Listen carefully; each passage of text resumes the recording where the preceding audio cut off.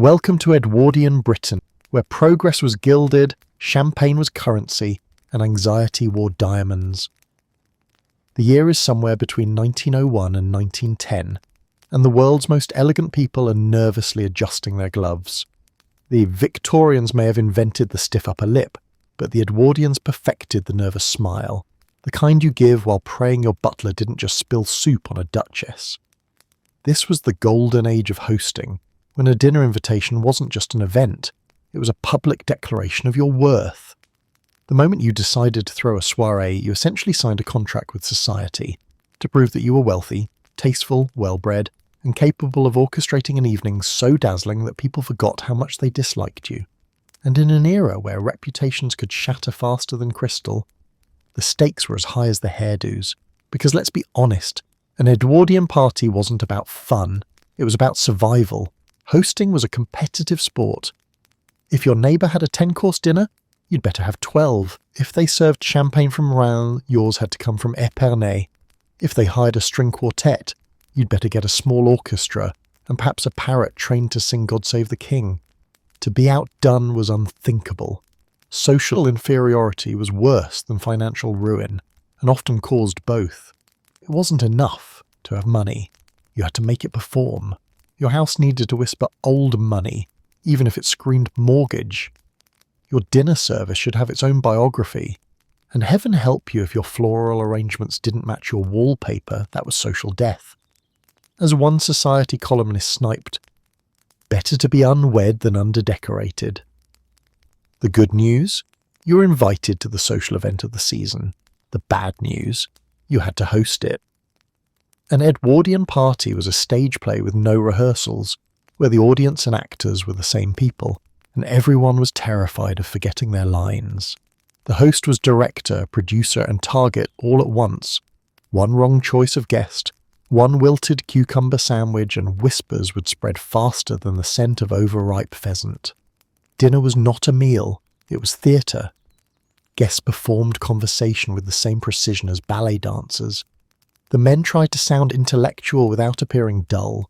The women tried to sound gracious without sounding ambitious. Servants floated seamlessly between courses, like ghosts in black livery, each one perfectly timed so that the host could pretend this wasn't killing them financially. And all the while, champagne flowed like liquid confidence, because in Edwardian Britain, nothing drowned insecurity quite like bubbles. The Edwardian elite lived in a dream of endless prosperity. Britain's empire stretched across the world, and the aristocracy dined on the spoils. Tea from India, sugar from the Caribbean, pineapples from hothouses, luxury was the norm. But beneath the satin gloves and silver candelabras, there was rot. Industrial unrest simmered. Class divisions widened. Yet the upper crust believed they could keep the chaos out, as long as the place settings were correct. They treated dinner parties like national defence. If the world was cracking, they'd distract it with another pudding course. As one satirical magazine quipped, "The empire may tremble, but the soufflé must rise." Every Edwardian gathering operated on one guiding principle. No one must ever know how uncomfortable everyone is. Politeness was both armour and weapon. People could destroy each other's reputations with a smile so sweet it could rot silver. Social rank mattered more than decency, and charm was currency. You didn't just need to host well, you needed to sparkle under pressure, preferably without sweating. Imagine the tension. Lace collars too tight, corsets crushing ribs, guests terrified of using the wrong fork. But everyone smiled, laughed politely, and agreed that everything was simply divine, even when the soup tasted like punishment. It was a kind of madness, but an elegant one. To outsiders, Edwardian Britain seemed like heaven dipped in champagne. Elegant, confident, perfectly composed.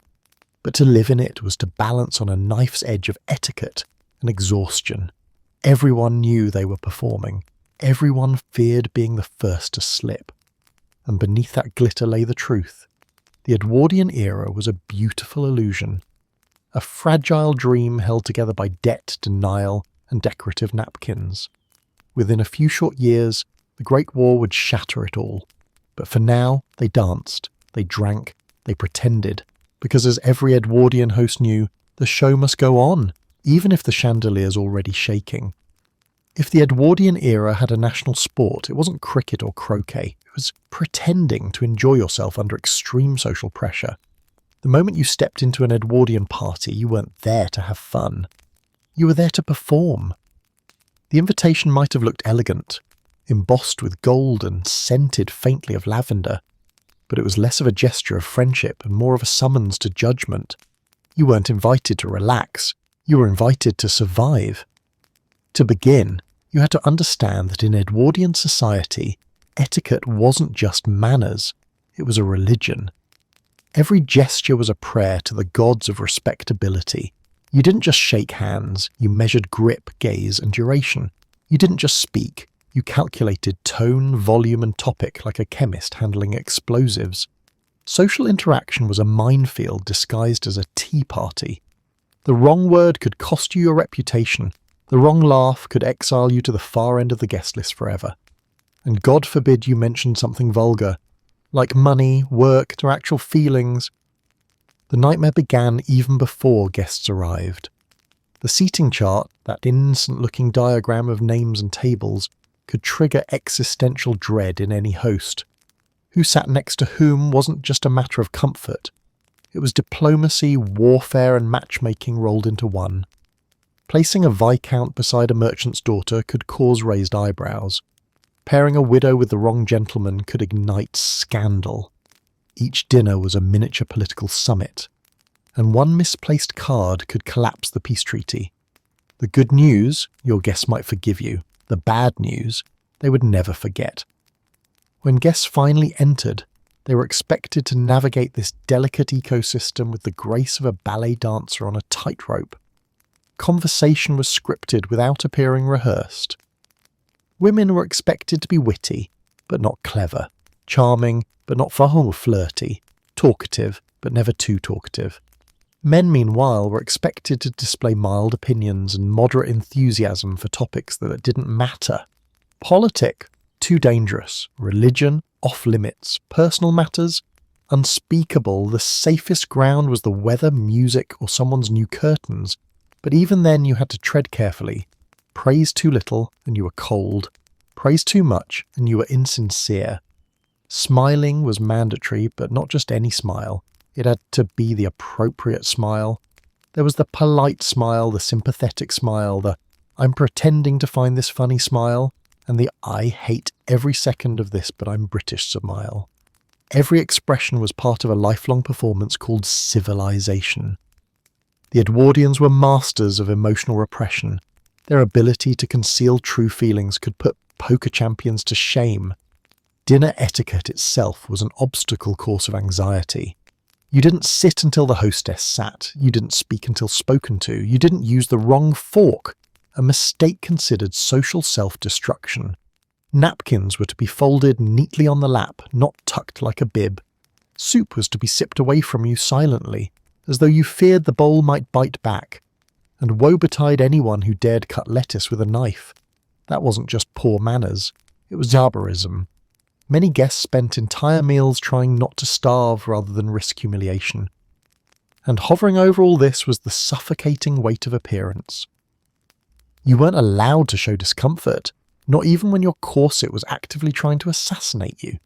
You couldn't yawn, slouch, or check the clock. You certainly couldn't look bored, no matter how many hours the host spent describing their new rose garden. The irony of the Edwardian era was that everyone wanted to be admired, but no one wanted to appear as if they cared. You were expected to look effortlessly perfect, the kind of effortless that required servant suffering and 2 hours of preparation. The silent code of politeness extended even to disaster. If someone dropped a fork, everyone ignored it. If a dish came out burned, guests smiled and called it robustly flavoured. If someone fainted from tight lacing, no one screamed. They simply sipped their wine and waited for the butler to drag the body away discreetly. The goal was to maintain the illusion that everything was under control. But perhaps the cruelest part of Edwardian politeness was its emotional emptiness. You might dine with people for years and never know a single real thing about them. Friendships were based on invitations, not intimacy. Hosts collected acquaintances like decorative china, beautiful, fragile, and rarely used for anything meaningful. Behind the polished manners lay an ocean of repression. To break etiquette was to break the only structure that held this fragile society together. In many ways, Edwardian politeness was less about kindness and more about containment. It kept the upper classes from imploding under their own egos and insecurities. It was armour, shiny, suffocating armour that everyone wore to keep chaos out. The cost of keeping calm and carrying on was authenticity. You didn't get to be human, you got to be acceptable. And so the Edwardian party continued, flawless on the surface, fracturing beneath it. A symphony of murmured compliments, choreographed laughter, and polite exhaustion. It was elegance as endurance sport. The guests left smiling, their masks perfectly intact. Only the servants cleaning up the wreckage at 3 a.m. knew how much of it was an act. If the Edwardian dinner table gleamed with serenity, it was only because the chaos below stairs was running on the brink of combustion. Behind every graceful toast, every perfectly timed course, and every glimmering silver spoon stood an army of servants who were one trembling hand away from career-ending humiliation. Upstairs, the gentry discussed art and weather. Downstairs, they discussed survival. Dinner for 12, misery for 20. The Edwardian household was a machine fueled by exhaustion, etiquette, and sheer terror. In grand homes, the servant hierarchy was so rigid it made the army look casual. At the top stood the butler, the general of domestic warfare, commanding an army that included footmen, maids, cooks, kitchen boys, scullery girls, and the occasional valet who took everything too seriously. Each had a specific duty, a uniform, and an unspoken understanding. Fail, and you be gone faster than a half-eaten pudding. The butler ruled the household like a solemn god in black tailcoat and quiet authority. His voice was low, his footsteps nearly silent, and his standards unforgiving. He was responsible for the wine cellar, the silverware, and the host's dignity. A misplaced cork or a fingerprint on crystal was his personal apocalypse. Beneath him came the footmen, the glamorous underpaid furniture of the Edwardian household. They were tall, good-looking, and chosen less for skill than for symmetry.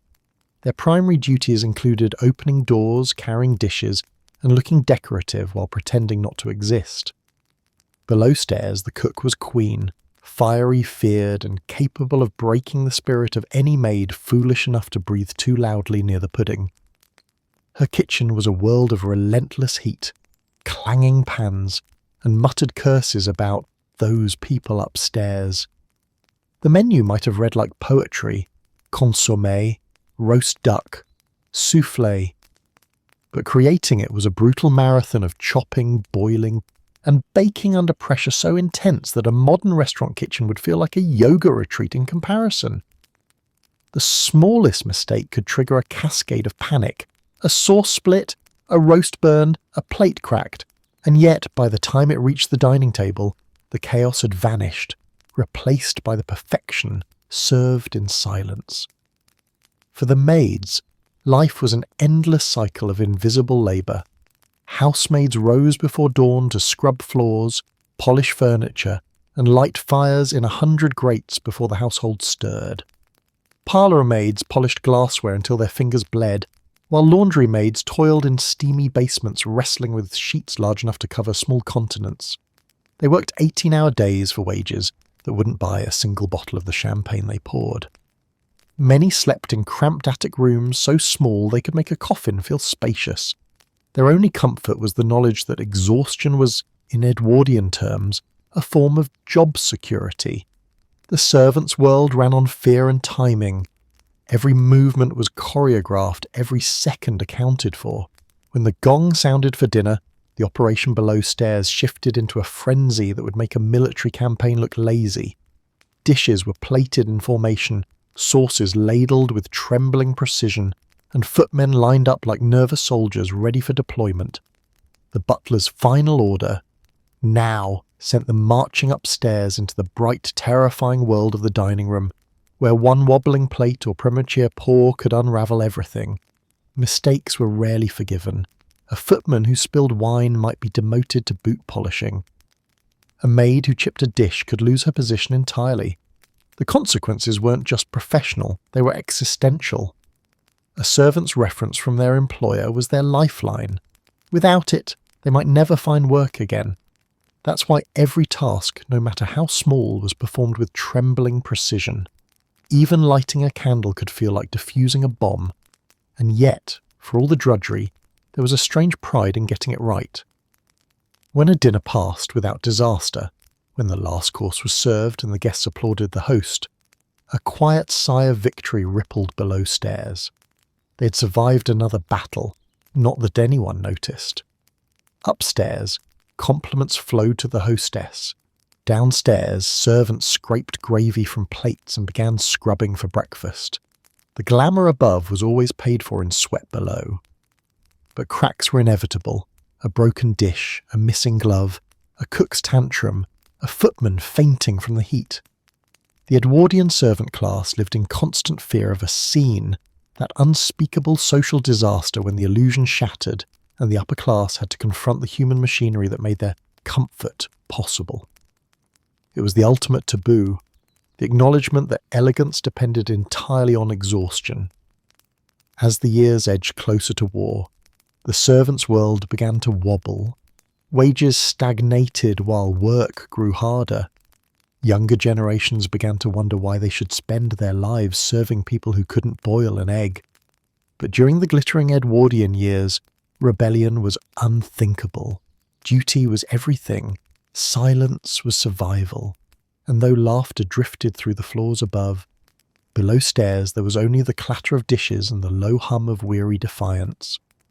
So the next time you imagine an Edwardian banquet in shimmering candlelight, picture the other half of the story, the cook wiping sweat from her brow, the footman praying his hand doesn't shake, the maid slipping quietly through shadowed halls so as not to exist. Because the Edwardian dream of perfection didn't rest on elegance or wealth. It rested on exhaustion, fear, and 1,000 invisible hands keeping the illusion from collapsing. The Edwardians didn't dine. They performed gastronomy. A dinner wasn't just a meal. It was a full-scale theatrical production, complete with costumes, props, and the looming threat of disaster. A successful feast could elevate a family's status. A failed one could end it. Nothing terrified an Edwardian hostess quite like a souffle that refused to rise. And yet, in the world of multi-course dinners lasting up to 6 hours, something always went wrong. The trick was to pretend it hadn't. Imagine sitting down to a dinner table set like a crown jewel, candles glowing, silverware arranged with military precision, and enough cutlery to perform minor surgery. The menu, printed in elegant French, promised culinary transcendence: potage à la reine, filet de sole à la normande, caneton à l'orange, gelée au champagne. The translation, roughly, a nightmare for every cook in the building. Each course required flawless timing, perfect coordination, and ingredients that often had to travel halfway across Europe. One bad shipment, one missing herb, and the entire evening teetered on the edge of catastrophe. Food travelled slowly and spoiled quickly. Refrigeration was still primitive, and while the rich had ice houses and cold rooms, summer dinners were gambles with fate. Fish had to arrive fresh from the coast, and fresh was a flexible concept. If the turbot smelled questionable, the host didn't dare admit it. The guest didn't dare comment. Everyone simply smiled, swallowed, and silently blamed France, because if something went wrong with a dish, it was never the cook's fault. It was continental influence. Then there was the timing, the true enemy of every Edwardian meal.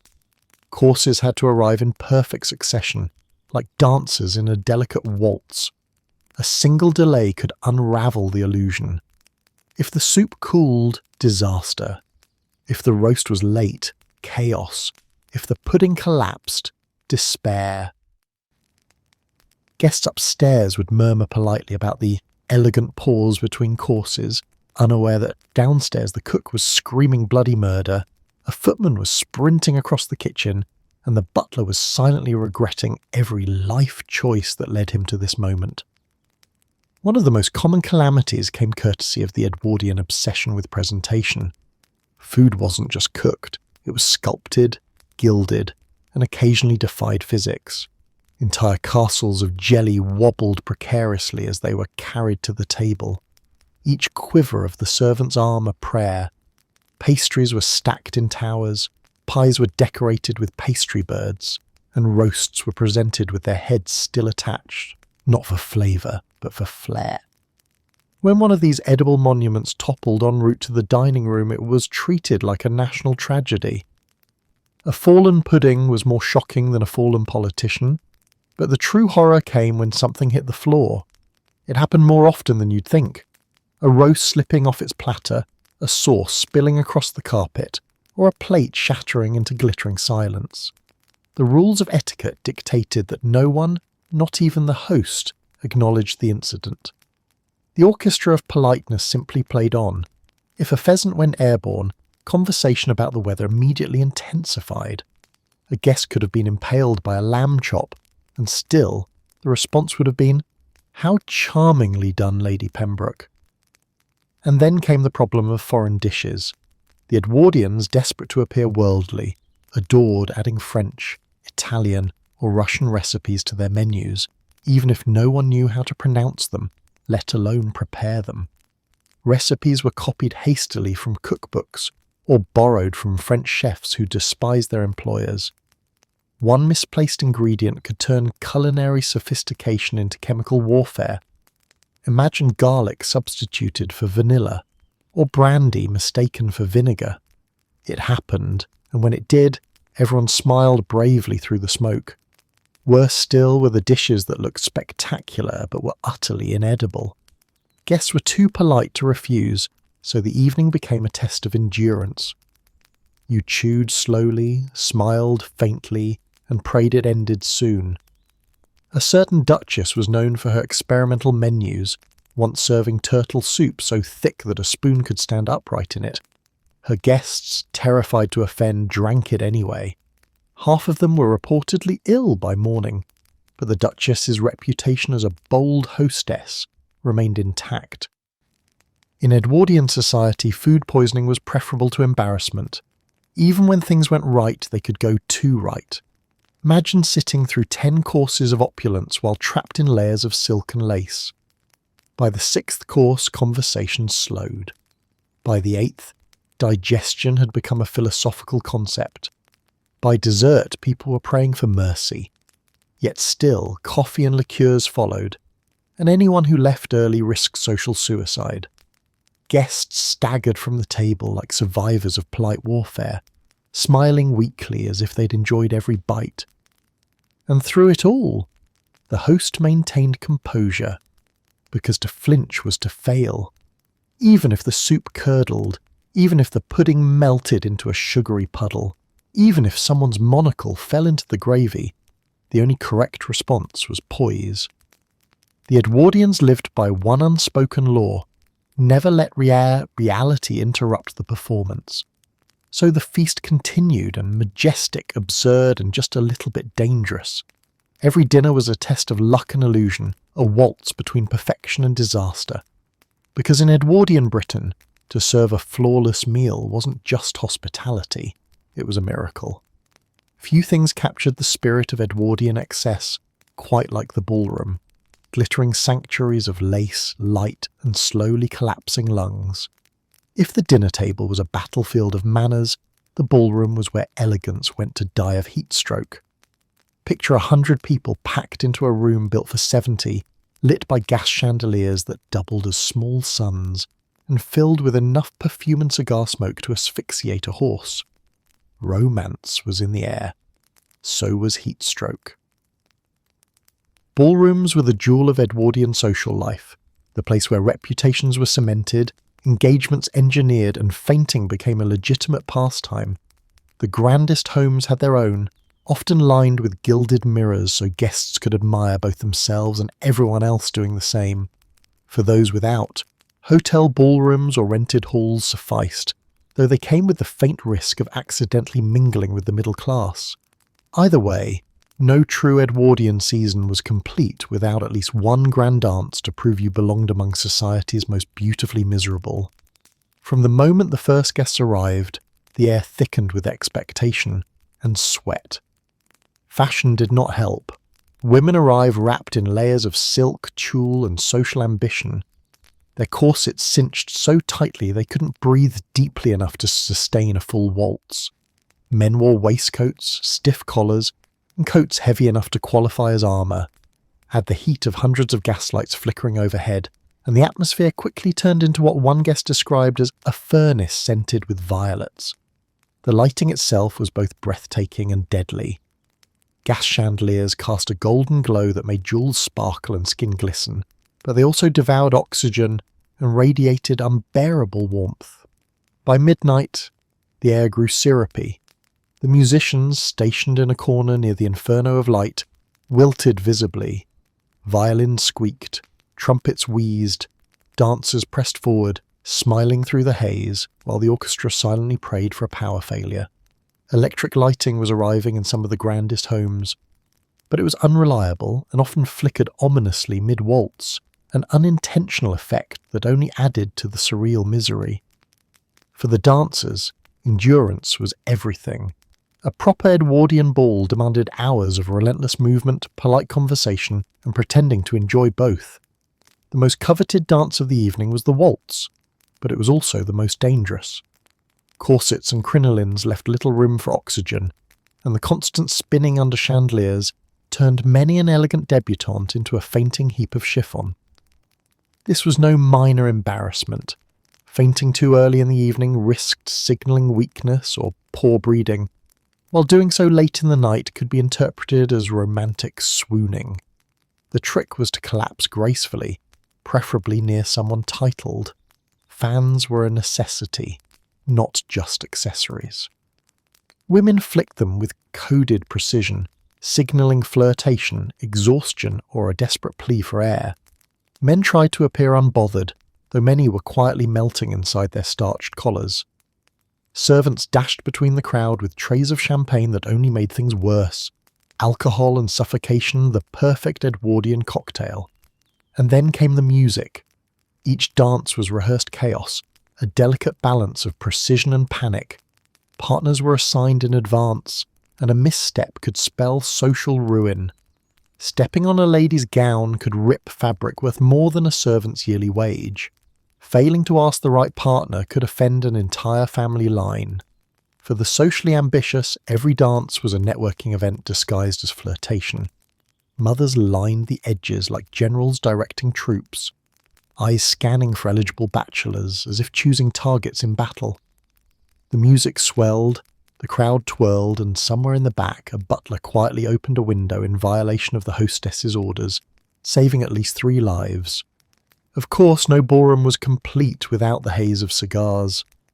After supper, men rejoined the dance floor freshly scented with tobacco, their smoke mingling with perfume and candle wax in a fog thick enough to qualify as weather. It wasn't unusual for guests to stagger home with sore throats and watering eyes, victims of both the heat and the air quality. Still, everyone declared the evening enchanting. To admit otherwise was social suicide. Sometimes, though, the facade cracked. An overheated debutante fainted mid-turn, a gentleman slipped on the polished floor, or a chandelier sputtered and dropped molten wax onto the guests below. These moments, though horrifying, were followed by silence and forced smiles. The orchestra played on. Conversation resumed. In the Edwardian world, denial was the highest form of decorum. By the small hours, the glamour curdled into exhaustion. Hair wilted, flowers drooped, perfume turned sour. The once sparkling gowns clung damply to their wearers like regret. Couples who had sworn undying affection over champagne now avoided eye contact near the cloakroom. When the final carriage departed, the host exhaled in relief, servants began scraping wax off the floor, and the last echoes of the orchestra faded into the stale, smoky air. To read the Edwardian accounts of these nights is to sense both the brilliance and the absurdity of it all. They danced not for joy, but for status. They glowed not from love, but from fever. The ballroom was a temple to beauty, but also a sauna of vanity, proof that even in an age obsessed with appearances, no one could outdress the laws of physics. To attend an Edwardian party was to risk your life, in silk, lace, and 12 pounds of structural engineering. Forget battlefields. The real war was fought in the dressing room. Before stepping into a ballroom, a lady had already survived an ordeal of lacing, pinning, balancing, and praying that her outfit didn't spontaneously combust. You didn't wear a gown. You survived inside it. Edwardian fashion was beautiful, yes, but also cruel. Dresses weren't just clothes. They were architectural projects requiring an entire support team. Between corsets, bustles, layers of petticoats, and miles of fabric, the average evening ensemble could weigh nearly as much as a toddler. And all of it had to be arranged precisely to convey effortless grace, because the only thing more scandalous than showing too much shoulder was showing effort. Corsets were the true tyrants of Edwardian style. They were designed to sculpt the female body into that coveted S-curve silhouette. Chest thrust forward, hips arched back, spine protesting every moment of existence. Women didn't breathe so much as negotiate with their lungs. Doctors warned that tight lacing could deform ribs and restrict organs, but social pressure won every time. You could faint from lack of oxygen, but you'd look spectacular doing it. Servants often needed both hands and a prayer to tighten the laces, pulling until the wearer's waist shrank to wasp-like proportions. The result? Beauty by compression. Once secured inside this elegant exoskeleton, the real battle began, keeping it together, literally. Corset strings snapped, stays bent, and hooks popped with the kind of sound that could strike fear into a duchess's heart. A malfunction mid-party was unthinkable. Imagine bowing to the Prince of Wales and realizing your ribs were now freelancing. Many women carried emergency pins or fans strategically designed to conceal wardrobe disasters, and maids became masters of battlefield triage, refastening ripped seams in dimly lit corridors, while their mistresses tried not to hyperventilate. And then there were the skirts, glorious, voluminous, and spectacularly impractical. Edwardian gowns swept across floors like ocean waves, collecting everything from dust to small pets. Hemlines dragged through candle wax, fireplace ash, and the occasional puddle of spilled punch. If a dress didn't weigh enough to threaten your balance, it wasn't fashionable enough. Train lengths were a particular status symbol. The longer the fabric, the higher your rank. Of course, the longer the train, the greater the chance of tripping over it and collapsing in a heap of satin and shame. Headwear, meanwhile, was its own form of public hazard. Edwardian hats weren't accessories. They were architectural marvels, bouncing plumes, ribbons, fruit, and sometimes entire birds. A fashionable lady might easily have a wingspan wider than her chair. The risk of collision was constant. Dinner guests learned to lean cautiously lest a hat brush spark catch fire from a chandelier. Feathers, lacia, and open flames, the holy trinity of Edwardian danger. It wasn't uncommon for women to return home with singed hair or melted trimmings, all while insisting they'd had a perfectly divine evening. Fashion also demanded constant maintenance. Silk tore, lace snagged, and jewellery had a talent for vanishing mid-dance. Buttons were tiny, gloves were tight, and shoes pinched mercilessly, and especially when designed for beauty rather than mobility. Walking was less an activity and more a negotiation with physics. Some women practiced specific postures to balance their enormous skirts, tilting their bodies just enough to glide gracefully without falling. It looked elegant. It felt like a workout in slow motion. And pity the poor men who, though less encumbered, still suffered their own brand of torment. Starched collars sliced into necks like polite guillotines. Tailcoats restricted arm movements so effectively that even lifting a glass of champagne felt athletic. But no matter how tight, hot, or itchy the outfit, no one dared complain. That would ruin the illusion. Edwardian fashion wasn't about comfort. It was about hierarchy. The more physically impossible your attire, the higher your social standing. Of course, the danger wasn't limited to physical discomfort. The social consequences of a fashion faux pas were far worse. Appear in the wrong shade of mauve and you were provincial. Show too much décolletage and you were indecent. Wear last season's sleeves and you were done for. Fashion wasn't just clothing, it was social armour, and every thread was a declaration of who you were and who you weren't. One wrong ruffle could destroy a reputation. The real tragedy of Edwardian fashion was its cost, not just financial but human. Every inch of lace was handmade, every feather plucked from a bird somewhere far away, every silk gown stitched by overworked seamstresses who'd never attend a party in their lives. The splendour upstairs was built on invisible labour downstairs, stitched with exhaustion and silent expertise, and when the hostess twirled across the ballroom shimmering like a fairy tale, no one saw the seamstress's bloody fingertips, only perfection.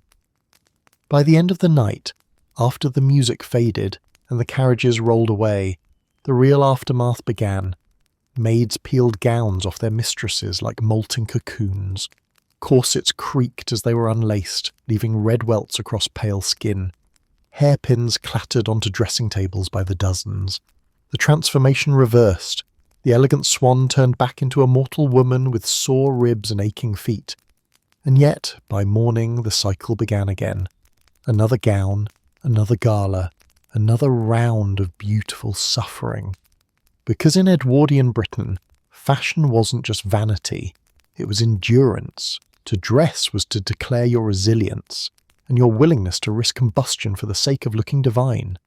In Edwardian Britain, the only thing more dangerous than inviting the wrong person was forgetting to invite the right one. Dinner invitations weren't mere courtesies, they were acts of social diplomacy, handwritten treaties between families, fortunes, and egos. A dinner table was a battlefield dressed in linen, and one name left off the guest list could ignite a feud that lasted longer than most marriages. In Edwardian Britain, revenge was best served cold at someone else's dinner. Before the first course was ever plated, the most perilous stage of party planning was the creation of the guest list. Every name carried risk. Too few guests, and your event looked meagre. Too many, and it became vulgar. Invite someone too far beneath your station, and whispers of social climbing would echo from Mayfair to Manchester. Forget someone slightly above it, and your reputation might never recover. This was a time when hierarchy was a science, a precise, miserable art where who sat beside whom could define your entire social year. The process often began weeks in advance, with the hostess crouched over her writing desk, surrounded by stiff cards and even stiffer rules. There were social obligations to fulfill, alliances to maintain, and vendettas to avoid, or occasionally to exploit. A single invitation carried the weight of affection, ambition, or insult.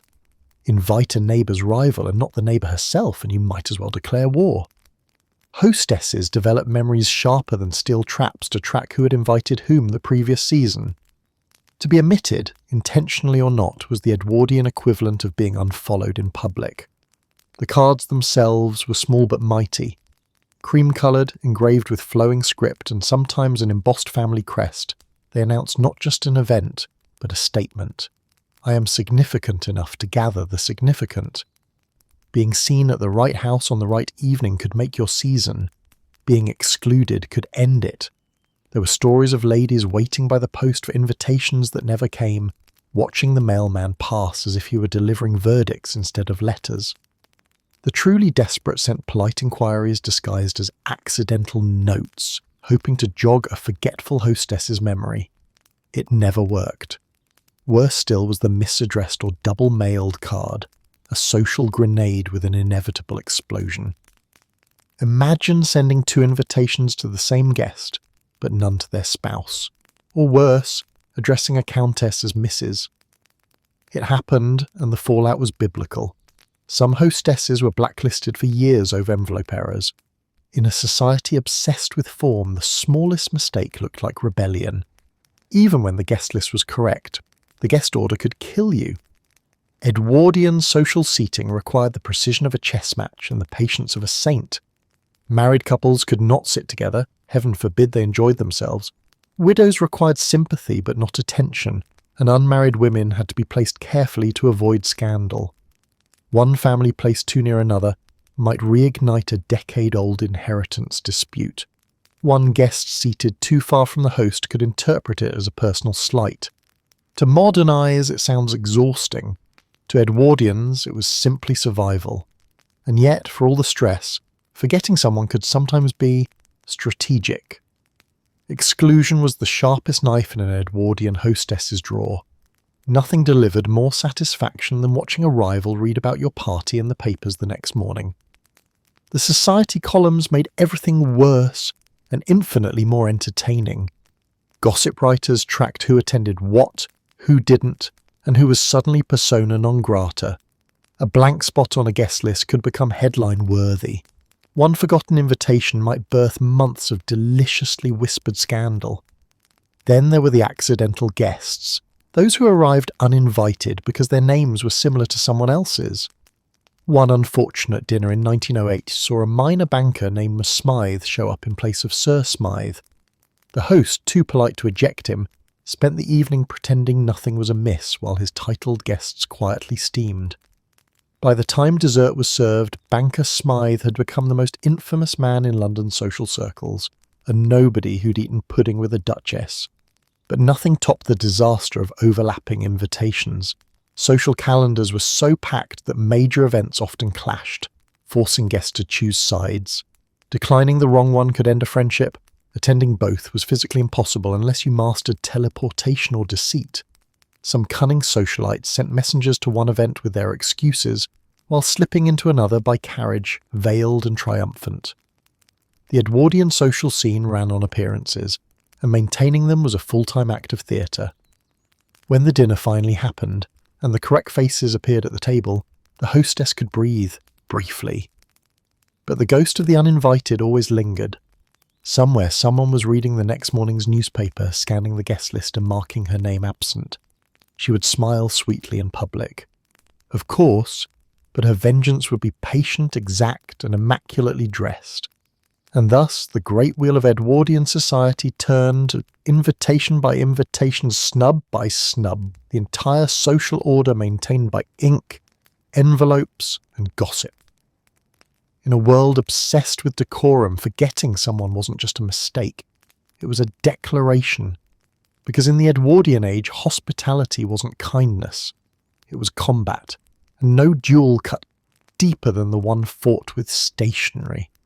Once the dinner dishes were cleared and the wine had softened the edges of everyone's dignity, it was time for the most dreaded event of any Edwardian evening, the musical interlude.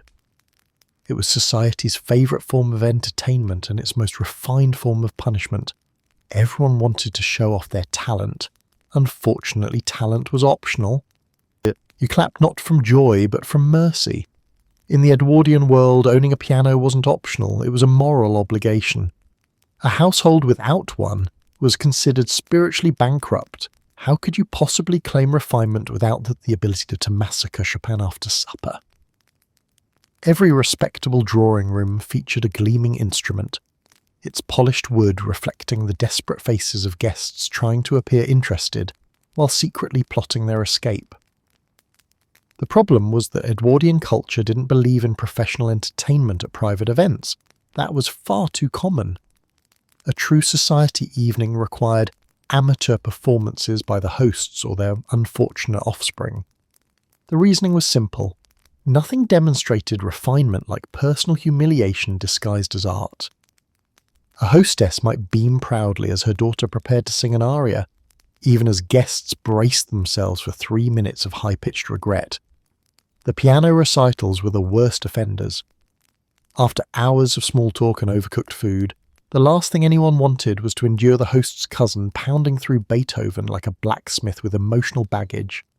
The performer, glowing with self-importance, would announce their piece, always with a long introduction that contained too much information about tempo, history, and their personal connection to it, and then proceed to unleash chaos upon the keys. Guests smiled, eyes wide, neck stiff, pretending to be moved while counting down the bars until freedom. Singing performances weren't much better. Drawing rooms were small, and opera was not. Yet that didn't stop countless aspiring sopranos from attempting to fill them with heroic tragedy and trembling vibrato. Many had studied on the continent, meaning they once visited Paris for a week and returned with a superiority complex. They sang with passion, yes, but also with the unmistakable pitch of someone strangling an emotion, or perhaps a small bird. The men weren't innocent either. Baritones abounded, booming out patriotic songs with such vigour that teacups trembled. Politeness dictated that you never interrupted a performer, no matter how excruciating the ordeal. Even coughing was risky. It might be mistaken for judgment. The audience's duty was to sit perfectly still, nod occasionally, and at the end clap with the enthusiasm of someone just released from captivity. Encore was the most dangerous word in the English language. It was rarely sincere, yet always uttered, creating an unbreakable feedback loop of suffering. One encore led to another, and before long everyone had forgotten what silence sounded like. Occasionally someone would attempt to liven things up with a humorous reading. These were usually excerpts from Shakespeare, sentimental poetry or tragic monologues about doomed love read by people with all the emotional range of a teaspoon. Worse were the dramatic recitations, which involved acting, often badly.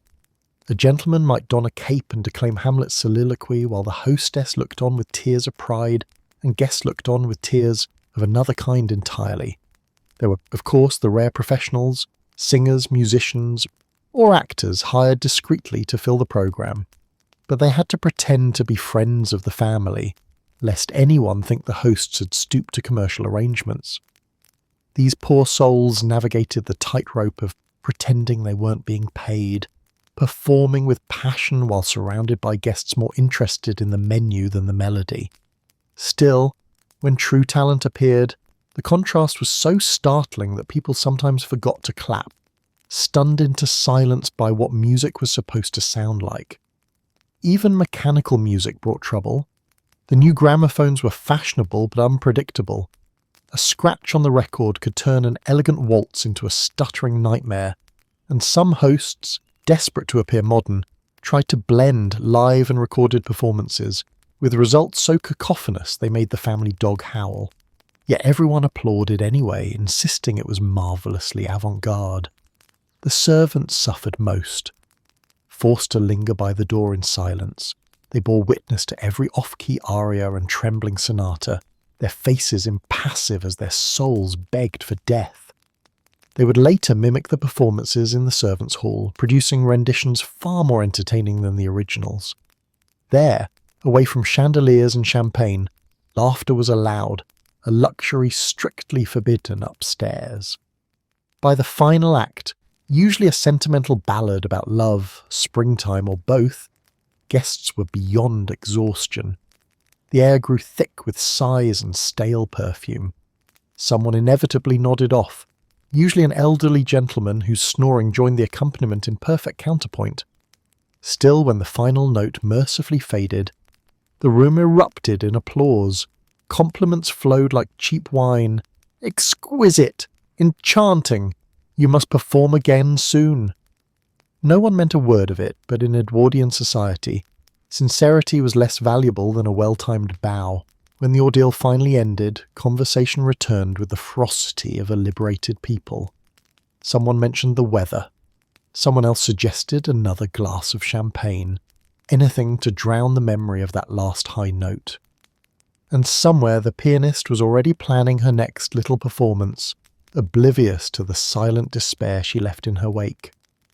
Edwardian parties thrived on illusion, and nowhere was the illusion more heroic than here, where everyone pretended art had triumphed while quietly thanking God it was over. For all their rules about manners and restraint, the Edwardians had one fatal flaw. They loved to argue, especially after the second bottle of claret. Dinner might begin in a haze of civility, but it often ended with tempers simmering and reputations scorched. Forks weren't the only things getting sharpened.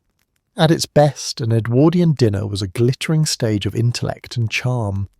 At its worst, it was verbal combat performed in velvet chairs.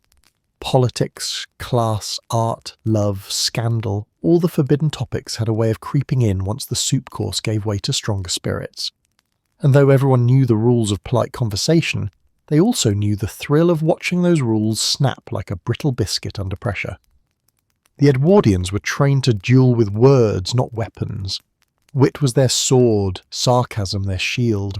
The drawing rooms of Mayfair and Belgravia were littered with conversational casualties. Lords humiliated by sharper tongues, duchesses undone by their own smugness. A properly timed insult could travel faster than the Evening Post, whispered across clubs and parlours by morning.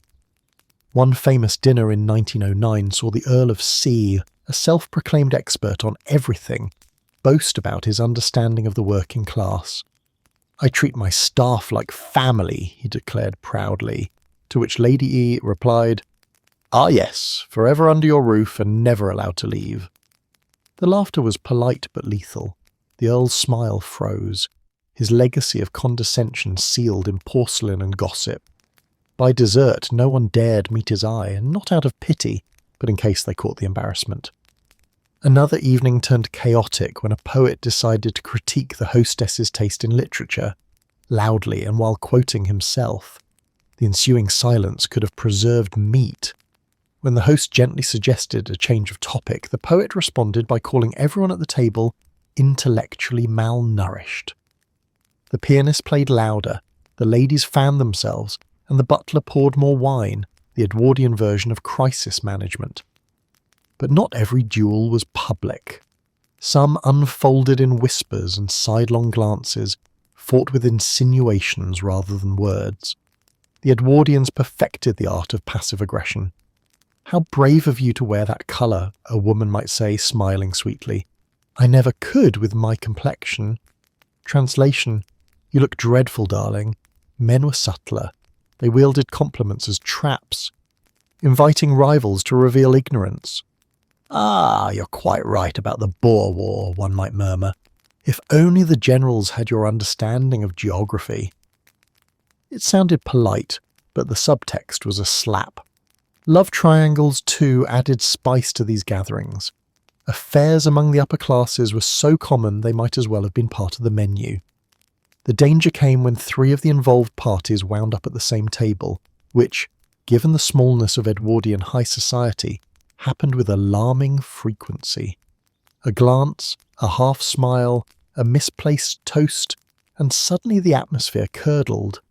One dinner famously ended with a countess fainting after her lover toasted to loyalty, his wife beaming beside him. The newspapers called it an unfortunate moment of emotion. Everyone else called it entertaining. Even minor slights could escalate. A baronet once refused to pass the salt to a rival he accused of mocking his estate's plumbing system. Another guest retaliated by claiming his own dinner invitations were far more exclusive. The feud stretched across 3 counties and 5 seasons, culminating in both men throwing separate dinners on the same night to prove their superiority. Neither attended the others, of course, but both sent servants to count carriages parked outside. Wine was the accelerant. No one admitted to drinking too much, but by the 7th course, many guests were halfway between eloquence and chaos. Decorum began to slip. A debate about the suffragettes could transform into a shouting match, particularly when someone referred to women's rights as an amusing experiment. One unfortunate colonel once made that remark and was immediately corrected by his hostess, who coolly observed, "Experiments produce results, Colonel. You haven't." The colonel retired from public life soon after, perhaps to experiment in silence. Still, for all the danger, these clashes were what guests secretly lived for. Behind the lace and laughter, Edwardian society was addicted to scandal. A perfect dinner was quickly forgotten. A disastrous one was retold for years. The real winners weren't the polite or the peaceful, they were the witty survivors, those who could cut with precision and retreat with grace. To humiliate someone without seeming cruel was considered an art form. When the dust settled and the candles burned low, the host would raise one final toast to friendship, as if nothing had happened. Servants cleared the plates while guests exchanged brittle smiles, everyone pretending they hadn't just witnessed social carnage in slow motion. Yet, as they climbed into their carriages, whispers began. "Did you hear what she said? Wasn't he awful?" By morning, the duel had already become legend. In Edwardian Britain, the dinner table wasn't just where people ate, it was where they revealed who they truly were. Polished manners cracking under the weight of ego and wine. Forks glinted, glasses clinked, and words cut deep. It was all perfectly civil, of course. The blood was invisible. In Edwardian Britain, nothing signalled refinement quite like the pop of a champagne cork. It was the soundtrack of success, the fizzing applause of prosperity. A host could survive a wilted salad or a dull pianist, but serve bad champagne, and you might as well have announced financial ruin. A flawless soiree could turn into a scandalous post-mortem the moment someone wrinkled their nose at a suspiciously flat glass. You could taste deceit and a hint of arsenic. Champagne was more than a drink, it was social currency. Every bubble carried meaning. True champagne, imported from France's prestigious houses like Moet, Veuve Clicquot, or Pommery, was liquid status, the mark of a host who knew both quality and how to flaunt it. But the Edwardian appetite for luxury outpaced their budgets, and not everyone could afford to pour genuine French effervescence for 100 guests. Thus emerged the dark art of imitation, a thriving industry of counterfeit wines and quietly bubbling fraud. The problem wasn't just greed, it was expectation. The upper classes drank champagne at every conceivable occasion. Dinner, the opera, garden parties, even funerals, because grief too needed sparkle. No host could ever run out of it without humiliation. Wine merchants, sensing opportunity, flooded the market with cheaper substitutes. These ranged from the merely disappointing to the downright dangerous. Bottles labelled champagne often originated not in Reims or Epernay, but in damp English basements or questionable corners of Hamburg. Labels were forged, corks reused, and recipes improvised. Some versions used cider, carbonated water, or whatever liquid could be persuaded to fizz. And yet, for all their pretensions of sophistication, many Edwardians couldn't tell the difference. Their palates were trained more by fashion than by flavour. A skilled fraudster could stretch a few authentic bottles into a dozen imports simply by topping them up with sugar water and hope. As long as it sparkled, society sipped, though not always happily. When a guest coughed or grimaced mid-toast, it was like hearing a death knell. Hosts smiled tightly, praying no one noticed the faint tang of vinegar beneath the bubbles. But sometimes the problem wasn't fakery, it was storage. Champagne was temperamental, prone to turning sour if left too long or kept too warm. Cellars that were too dry, too damp, or too proud to admit error produced the same outcome, a bottle that hissed weakly and tasted like betrayal. The butler's job, therefore, was as much chemistry as service. A good butler knew which bottles to chill, which to hide, and which to sacrifice to the servants' hall rather than risk social suicide upstairs. A bad butler could sink a reputation faster than a ship in the Channel. The real victims of this sparkling chaos were the middle classes, eager to imitate the elite but lacking both knowledge and trustworthy suppliers. Many bought champagne from street vendors or discount importers, bubbly concoctions that were sometimes laced with lead or arsenic for colour and fizz. Cases of poisoning were hushed up, of course, but they happened. Doctors of the time politely referred to it as digestive disturbance, which sounds much classier than chemical warfare in a bottle. Even among the wealthy, suspicion brewed. Guests eyed each other's glasses as if they might reveal a secret. Was the fizz too eager? The sweetness too sharp? Was that lemon zest or regret? The anxiety turned every toast into a test. When a duchess famously spat out her champagne at a London ball in 1907, claiming it tasted of betrayal, newspapers reported the incident as if she'd uncovered a murder. The scandal wasn't the taste, it was the implication. A hostess who served counterfeit champagne was a hostess who couldn't afford real champagne. And in Edwardian Britain, poverty was the only unforgivable sin. Some hosts tried to disguise cheap bottles with theatrics. They chilled the glasses to numb the taste buds, served the wine in dim candlelight, or paired it with overly sweet desserts to hide its flaws. One daring gentleman even passed off a local sparkling wine as a rare continental vintage, and was only discovered when a French guest recognised the label from his laundry soap. Others, terrified of exposure, began hoarding authentic bottles, treating them like family heirlooms. There are records of households keeping prized vintages locked behind iron gates, the keys held by the mistress herself, who would rather die than waste them on an unworthy guest. Meanwhile, genuine champagne producers in France waged their own war against counterfeits. Pamphlets warned consumers how to spot imitations, check the corks, the fonts, the bubbles. But across the channel, English hosts ignored such advice. They didn't want to identify fakes, they wanted to believe they hadn't bought one. Denial, as always, was the finest Edwardian accessory. Even when disaster struck, politeness demanded pretense. No one dared insult the wine aloud. A bad sip prompted phrases like most unusual flavour or quite continental, uttered through clenched teeth. Guests endured their glasses with stoicism worthy of the empire, while the hostess smiled serenely, knowing she would never recover from this humiliation. Later, gossip would flow as freely as the champagne hadn't. Did you taste it? Positively agricultural. I thought it was furniture polish. And yet everyone claimed to have loved it because acknowledging a bad bottle meant admitting a bad evening, and that was simply not done. So the corks kept popping, the bubbles kept rising, and the deceptions kept sparkling. The Edwardian age was obsessed with appearances, and champagne, real or fake, was the perfect metaphor. Bright, effervescent, intoxicating, and entirely built on illusion. If Edwardian society worshipped elegance, then the garden party was its outdoor cathedral, sprawling lawns, teacups tinkling, and conversation as delicate as the porcelain it clinked against.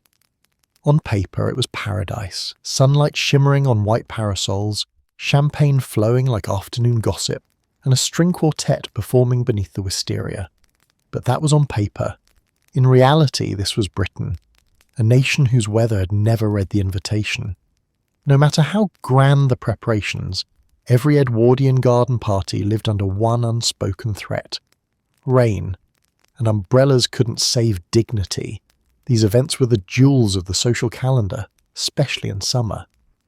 The season's elite competed not only over menus and guest lists, but over nature itself.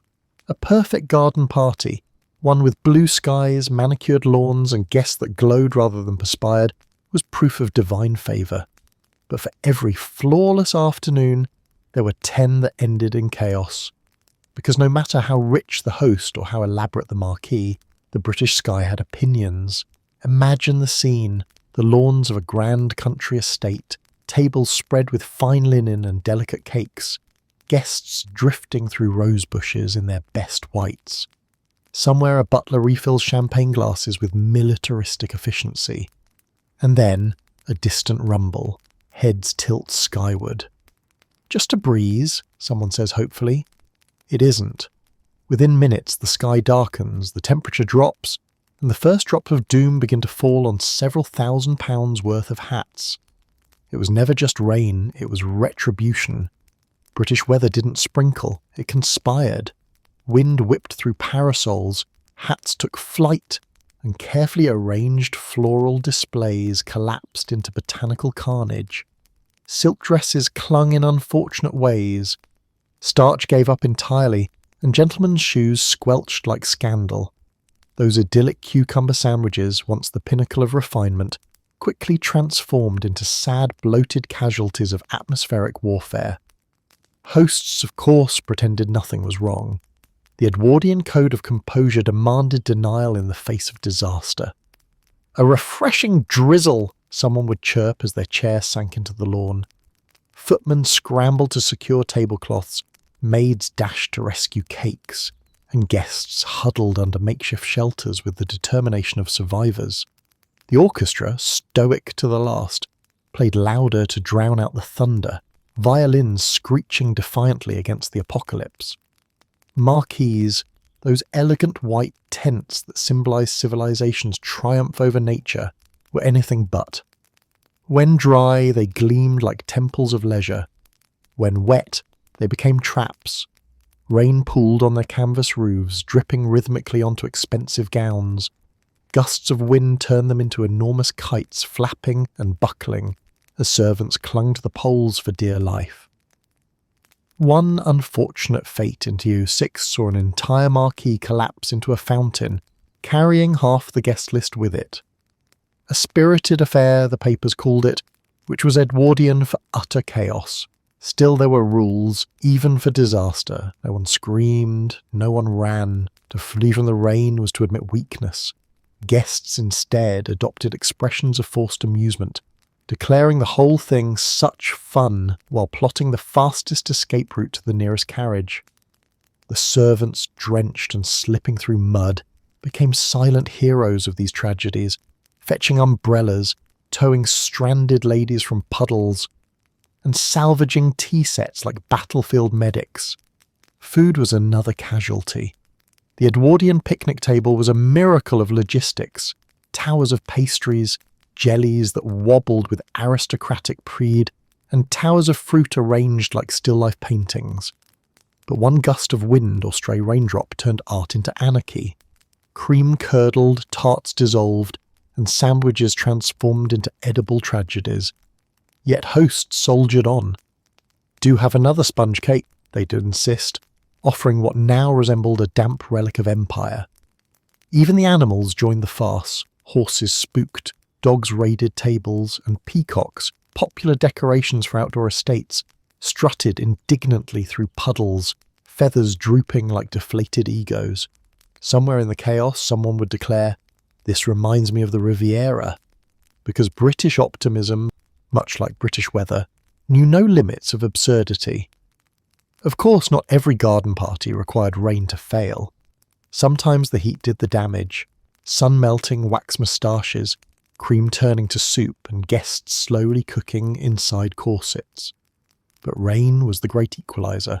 It humbled dukes and debutantes alike, uniting them in one shared experience, the slow, soggy death of pretense. The aftermath was always the same.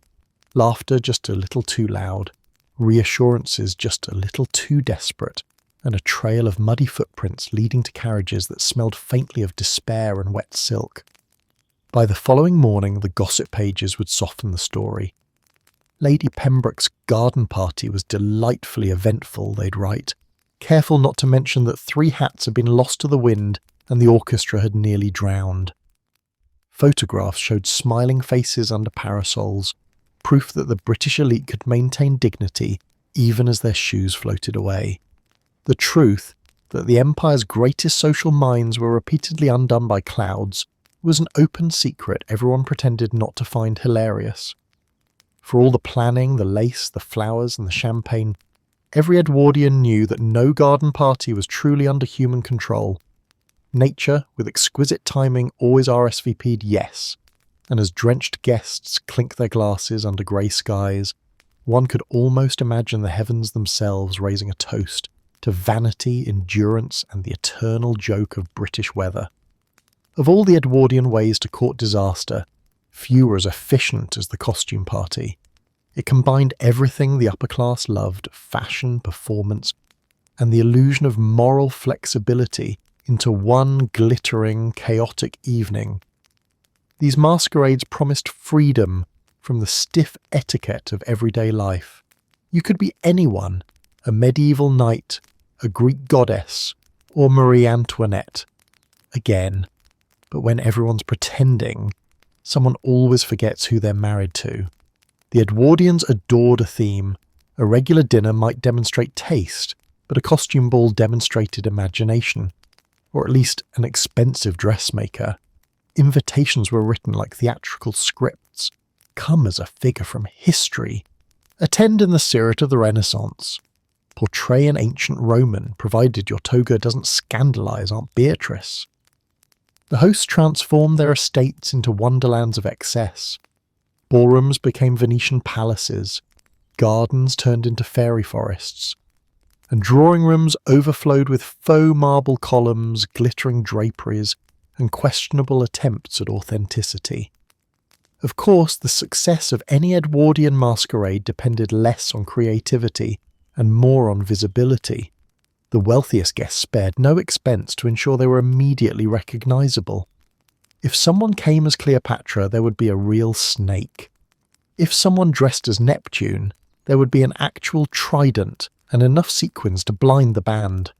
Costumes weren't just outfits.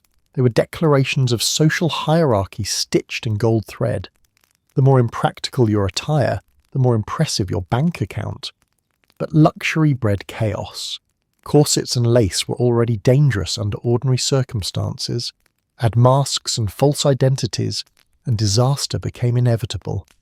Guests tripped on flowing capes, tangled in feathers, and occasionally impaled each other with ornamental swords. One duchess famously got her elaborate headdress stuck in a chandelier during a waltz and had to be untangled by 2 footmen while still maintaining polite conversation. Another guest, dressed as Robin Hood, accidentally fired a decorative arrow into a priceless tapestry which everyone politely agreed added drama. The masks themselves were the real mischief makers. In a society obsessed with appearances, anonymity was intoxicating. Behind velvet half-masks and painted visages, people said what they actually thought, and sometimes to the wrong person. Flirtations flared, confessions spilled, marital vows blurred like cheap eyeliner. The newspapers were discreet, but diaries were not. One danced with a masked stranger, wrote a baroness in 1908, only to discover it was my husband's business partner, and he proposed we elope before dessert. Mistaken identity was practically the theme of the night. People declared love to the wrong partners, confessed secrets to servants disguised as nobility, and occasionally insulted their own relatives. In one particularly infamous case, a countess dressed as Queen Elizabeth I spent half the night berating a commoner in jest, only to discover it was the visiting Prince of Wales in costume as a sailor. The scandal was immense, the apology legendary.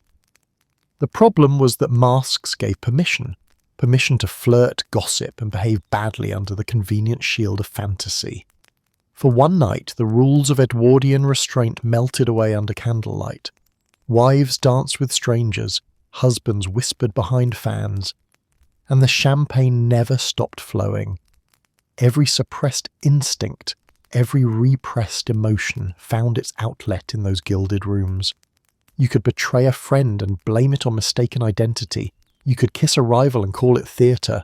And in the morning, everyone agreed to forget, at least publicly. The servants, as always, watched everything with silent amusement. Their job was to glide unnoticed through the madness, refilling glasses and collecting fallen wigs. They were often recruited to fill out the crowd, disguised as extras in historical costumes. A maid might find herself dressed as a Grecian nymph, serving drinks to dukes who didn't recognise her in a toga. Below stairs, the gossip from these parties lasted for weeks. Who kissed whom, who fainted dramatically, and who lost half their costume in a hedge. Not all disasters were scandalous. Some were simply absurd. At one famous masquerade in 1905, the host insisted everyone come dressed as a zodiac sign. Unfortunately, 12 guests arrived as Leo. Another time, a wealthy industrialist came dressed as Napoleon, unaware that 3 other men had chosen the same costume. They spent the evening arguing over who was the real emperor, until one of them, drunk and offended, declared war by throwing a profiterole. There were also practical issues. Masks made it difficult to eat, breathe, or recognise one's own reflection. Guests wandered aimlessly, bowing to strangers, complimenting the wrong costumes, and occasionally attempting to leave with someone else's spouse. Heat and perfume mixed into an intoxicating fog. By midnight, everyone's powder had melted, jewels were missing, and half the guests were nursing emotional hangovers. But beneath the laughter and the spectacle lay something deeper, a kind of social wish fulfillment. The Edwardian age was obsessed with control, appearances, manners, decorum. For one glittering evening, the mask wasn't a burden. It was liberation. You could be outrageous without consequence, or so everyone pretended. The morning after told a different story. Invitations were quietly revoked. Glances were avoided. Misunderstandings became lifelong enmities. The mask had fallen, but the damage remained. And yet, no matter how disastrous they became, masquerades never went out of fashion. Because in a world built entirely on performance, pretending was second nature. The costume ball simply made it official. Everyone left the party swearing they'd never attend another, until the next gilt-edged invitation arrived, promising an evening of elegance and delight. They knew it would end in scandal, that was the point. Few Edwardian nightmares could match the horror of the overstaying guest, that smiling, chatty, immovable creature who mistook hospitality for hostage-taking. Every great house faced them sooner or later. The man who drank too much port and forgot how to say goodbye, the lady who arrived for the weekend and stayed until Lent, or the uninvited cousin who materialized like bad weather and refused to dissipate. Politeness demanded you smile while planning their mysterious disappearance. Hosting in Edwardian Britain was already a high-stakes affair. Every guest was a potential ally, gossip, source, or social landmine. But the unspoken rule of Edwardian life, that all good things must end, seemed lost on certain visitors. Once settled into the plush guest rooms of a country estate surrounded by butlers, fireplaces, and breakfasts that appeared by magic, some simply decided never to leave. For them, the concept of departure was as foreign as manual labour. The house party, a weekend-long stay of hunting, dining, and mutual suffering, was meant to last precisely from Friday evening to Monday morning. That was the rhythm of upper-class life. Anything longer, and even the most gracious host began to dream of legal eviction. Yet there were always those who lingered. The bachelor who lost track of time, the widow who found the bed curtains too comfortable, the distant relative who just couldn't face the journey home. Some arrived without invitation at all, citing the most charming coincidence that they happened to be in the area and somehow expected a full welcome. The trouble was that hosts couldn't simply throw anyone out. Decorum demanded endurance. You could hint, sigh, or even rearrange furniture to signal the end of festivities, but you could not, under any circumstances, say, "get out." The art lay in suggestion, and the Edwardians perfected it. Breakfasts began to shrink, fires mysteriously went unlit. The household's social energy evaporated overnight. Servants would start accidentally packing the guests' belongings, or mention that the next group of visitors was due imminently.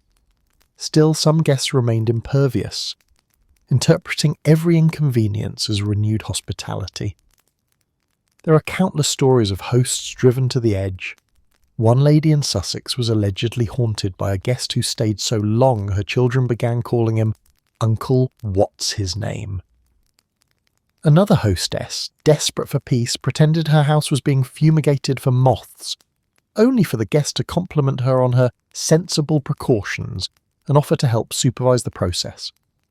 A baronet once attempted to reclaim his drawing room by scheduling extensive repairs to the roof, only to find his uninvited visitor enjoying the noise as positively rustic. The uninvited were a breed apart. They arrived not with luggage, but with confidence. Some were professional social climbers who made a career out of drifting between estates, feeding on hospitality like human ivy. They mastered flattery, feigned intimacy, and carried just enough gossip to seem indispensable. Others were simply oblivious. A minor cousin might show up to see the countryside and fail to notice that every time he entered a room the conversation died. Removing such guests required a level of strategic patience that would impress a diplomat. Drunken guests were a special torment. Edwardian parties ran on alcohol, and inevitably someone would overshoot their limit. Politeness demanded that intoxication be ignored, unless it became impossible. Imagine a dinner table frozen in horror as an over-enthusiastic colonel began retelling his military adventures, each more exaggerated and less coherent than the last. or a tipsy debutante attempting to climb a marble statue, insisting she was doing Greek art. Hosts smiled until their faces ached, servants exchanged glances, and the orchestra quietly played louder in the background. The next morning brought hangovers, physical for the guest, existential for everyone else. Even well-meaning guests could become unbearable. The talkative ones were the worst, those who considered silence a personal enemy. They cornered hosts in doorways, launched into long monologues about their health, or gave detailed accounts of train journeys no one had asked about. The more the host smiled, the longer they spoke. Escape required ingenuity, pretending to hear someone calling your name, developing a sudden fascination with the wallpaper, or, in extreme cases, feigning a fainting spell. The servants bore the brunt of these ordeals. Overstaying guests meant endless laundry, more fires to light, and meals to prepare long after the pantry should have been resting. They exchanged knowing looks as yet another unexpected breakfast was ordered. In private, they created nicknames for the offenders. The Shadow, her returnlessness, almost devastatingly, still here. And yet, Edwardian politeness held firm. Even when everyone was praying for the guest's departure, the farewells were excruciatingly gracious. "You must come again soon," host lied through smiles while mentally nailing the front door shut. The departing guest, oblivious or triumphant, would wave from the carriage, declaring it had been the most delightful visit. Everyone exhaled only when the wheels vanished from view, followed by an immediate declaration that the sheets were to be burned and the locks changed. But occasionally, karma intervened.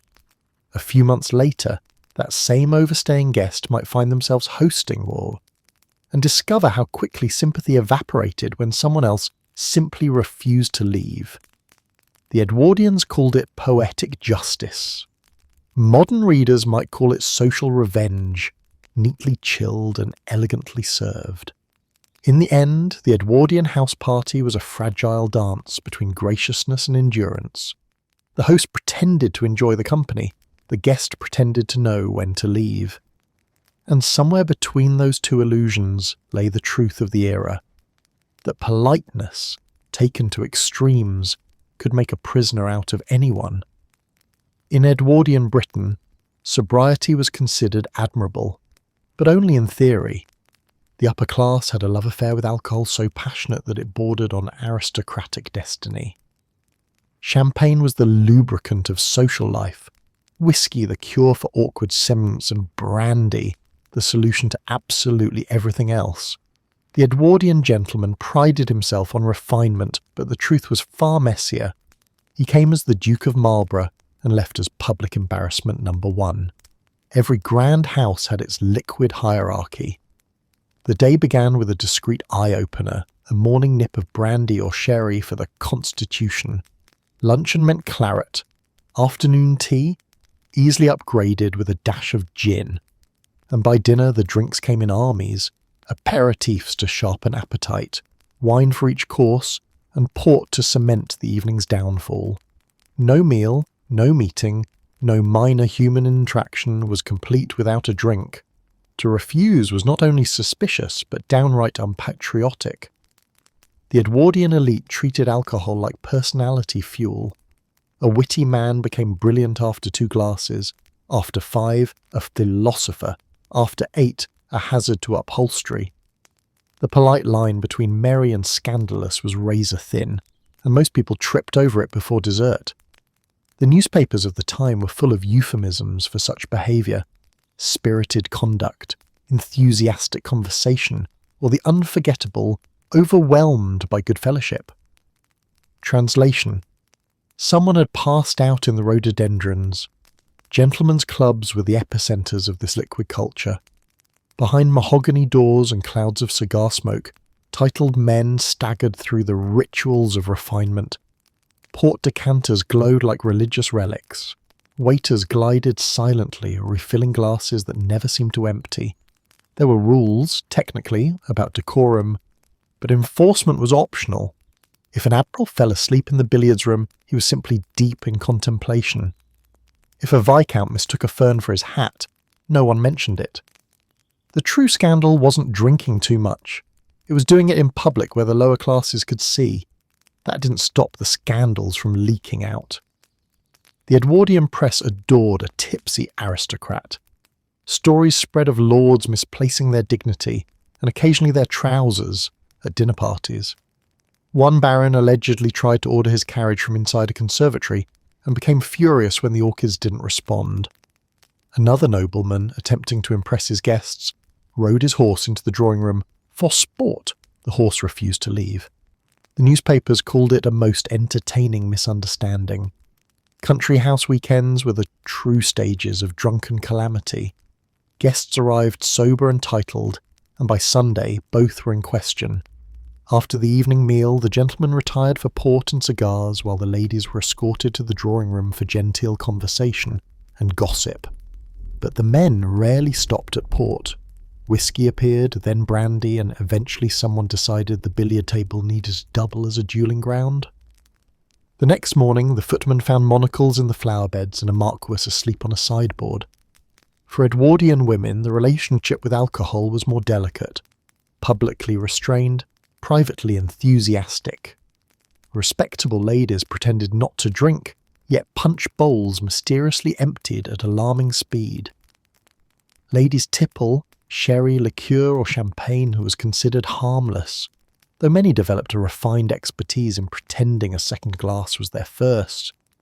In truth, the era's moral strictures only made intoxication more thrilling.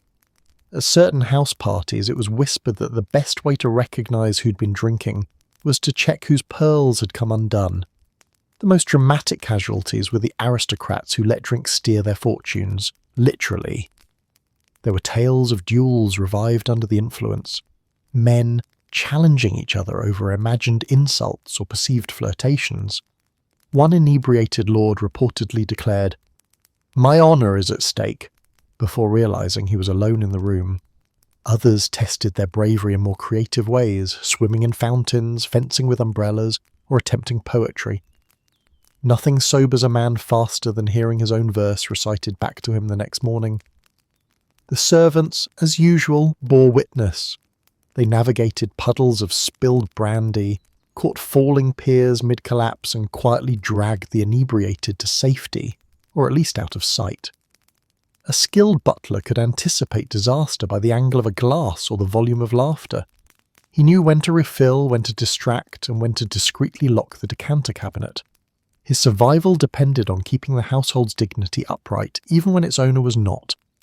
Yet for all the absurdity, drink was inseparable from Edwardian identity. To be a gentleman was to drink well, and not responsibly, but elegantly. The goal wasn't sobriety, it was control of appearance. A flushed face and slurred word could ruin a reputation, but the ability to rise, smile, and toast again after 12 glasses, that was mastery. The Edwardians turned intoxication into performance art. Of course, the illusion couldn't last forever. As the years crept toward the First World War, the champagne glow began to fade. The parties that once sparkled started to feel desperate, the laughter louder, the toasts longer, the hangovers heavier. By 1914, the empire was stumbling toward catastrophe, and half its aristocracy had already been practicing for years. So the next time you picture an Edwardian evening, the chandeliers, the laughter, the soft clinking of crystal, remember that beneath all that shimmer was a haze of half-forgotten words and very real headaches. They toasted everything: love, empire, progress, and decorum, but mostly they toasted distraction.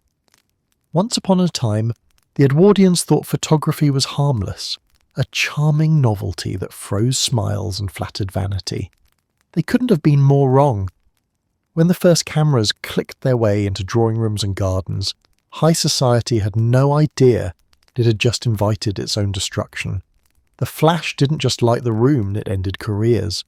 Photography had begun the century as a luxury art, the preserve of professionals who spent hours posing subjects under blinding light and volatile chemicals. But by the early 1900s, cameras were becoming smaller, faster, and most dangerously portable. The Kodak slogan, "You press the button, we do the rest," might as well have been a threat.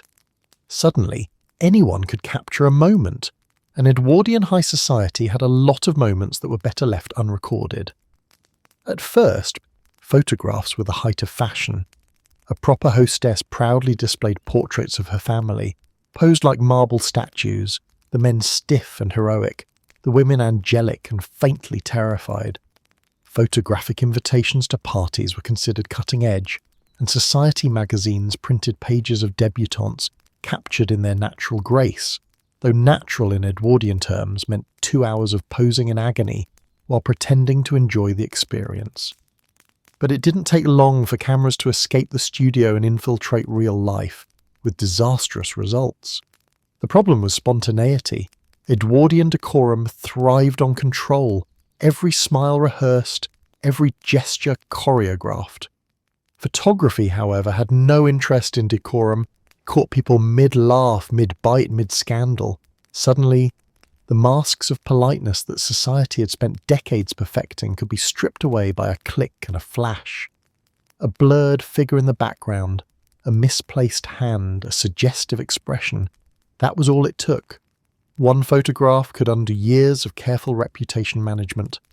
High society parties quickly learned to fear the camera. There were stories of guests begging photographers to destroy negatives, or bribing them with diamonds to accidentally misplace their film. But others weren't so lucky. At one Mayfair soiree in 1908, an overzealous amateur photographer decided to document the joy of the evening. His flash lamp exploded mid-dinner, singeing a countess's eyebrows and setting the tablecloth on fire. The image that survived showed guests frozen in horror, the very picture of Edwardian elegance gone wrong. The photograph later appeared in a satirical paper under the caption, "Society Illuminated." But while accidents were embarrassing, leaks were fatal. The early 20th century saw the rise of illustrated newspapers, hungry for scandal, glamour, and hypocrisy. Photographers known as press hounds began haunting the entrances of balls and operas, waiting to catch a duchess stumbling from her carriage or a lord escorting the wrong lady home. A single candid shot could feed gossip columns for months. And though these early paparazzi lacked modern lenses, their audacity made up for it. They bribed servants, disguised themselves as footmen, and occasionally hid behind hedges with cameras the size of bread loaves. The result? A steady drip of humiliation printed for the public's delight. Some hosts tried to ban cameras altogether. Invitations would sternly warn, photography strictly prohibited, but that only made it more tempting. Guests smuggled in compact Kodaks, eager to document the night or to wield blackmail material. In the wrong hands, a photograph was a social weapon.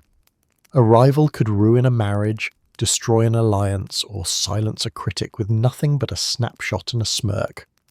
Rumours spread of women paying photographers to stage innocent alibi portraits, in case their actual whereabouts were questioned later. Even professional photographers weren't immune to folly. Early flash powder, a volatile mix of magnesium and gunpowder, turned every portrait session into a minor explosion.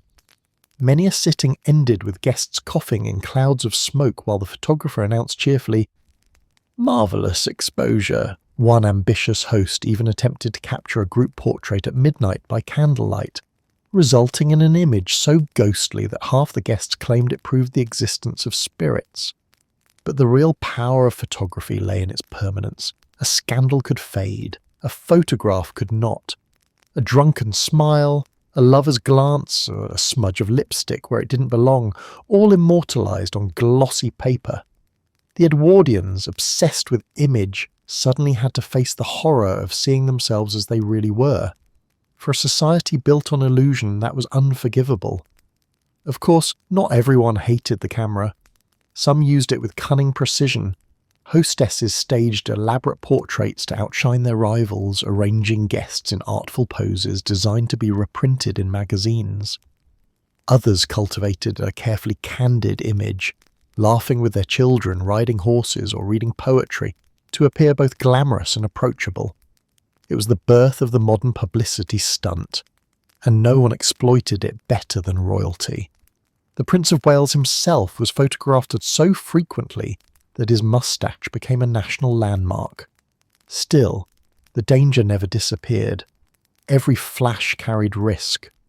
The wrong photograph could cost invitations, friendships, even titles. A marquis was said to have left England entirely after a photograph surfaced of him in a Greek toga, embracing someone else's wife. He fled to the continent, claiming to study art. Everyone knew better. The Edwardian relationship with photography was love and fear entwined, an infatuation with self-image shadowed by terror of exposure. They adored the camera's flattery but dreaded its honesty. They wanted immortality, but only if it looked good in sepia. And so the camera remained the ultimate party guest, silent, unpredictable, and capable of ruining everyone's night with a single flash. There was a time when the most exclusive Edwardian dinner guests weren't alive. Nothing delighted a jaded aristocrat quite like inviting the dead to supper, or at least pretending to. Between courses of roast pheasant and sweet soufflé, society flirted with the supernatural. Spiritualism was the season's strangest fashion trend, blending table manners with table turning. When the dead RSVP, someone's lying. By the early 1900s, Britain's fascination with the spirit world had reached its fashionable peak. The Victorians had started it, of course, with their mourning veils, death portraits and morbid poetry, but the Edwardians perfected it, polishing ghostly obsession into after-dinner entertainment. Seances became the must-have accessory of the upper class, as common as cigars or gossip. If your evening didn't end with a disembodied voice and a fainting guest, was it even a success? These weren't grim affairs of grief and gloom. Edwardian seances were theatrical, half parlour trick, half social spectacle. The host dimmed the lamps, the guests formed a circle, and everyone waited for the medium to connect with the other side. The participants rarely knew whether they were communing with spirits or merely humouring an imaginative stranger, but no one dared call it nonsense aloud. It would have been rude, and worse, unfashionable. The mediums themselves were the true performers of the age. Some were gifted actors, others were gifted con artists. They spoke in trembling voices, rolled their eyes heavenward, and allowed ghostly energies to seize their limbs. Candles flickered, tables trembled, and aristocrats gasped on cue. There were reports of ectoplasm, a sort of ghostly goo, supposedly excreted by mediums in trance, though most of it turned out to be cheesecloth conveniently hidden up sleeves. Still, the illusion was irresistible. The dead had become celebrities, and the drawing room was their stage. For hosts, séance suppers offered two thrills at once: fear and fashion. Guests loved the idea of brushing against the mysterious while sipping champagne. Some came hoping to hear from departed relatives. Others simply wanted to appear daring. A hostess could impress society by producing a credible spirit, much like she'd impressed them with a French chef or a famous singer. The Countess's ghost, one paper noted, was most convincing until it knocked over a soup tureen. But the supernatural, as it turned out, had terrible table manners. Seances were messy, unpredictable, and occasionally catastrophic. Tables that were meant to float delicately sometimes flipped entirely, launching candlesticks across priceless carpets. A particularly notorious incident in 1907 involved a séance in Bath where an angry spirit allegedly hurled a teapot at a bishop. The host claimed it proved genuine communication. The bishop disagreed. Then there were the fake mediums, and there were many. Spiritualism was lucrative, and fraud followed money like a séance followed dessert. Cunning operators learned to manipulate candlelight, hide accomplices in cupboards, or use wires to tug on curtains. Some blew through trumpet-shaped devices to mimic ghostly voices.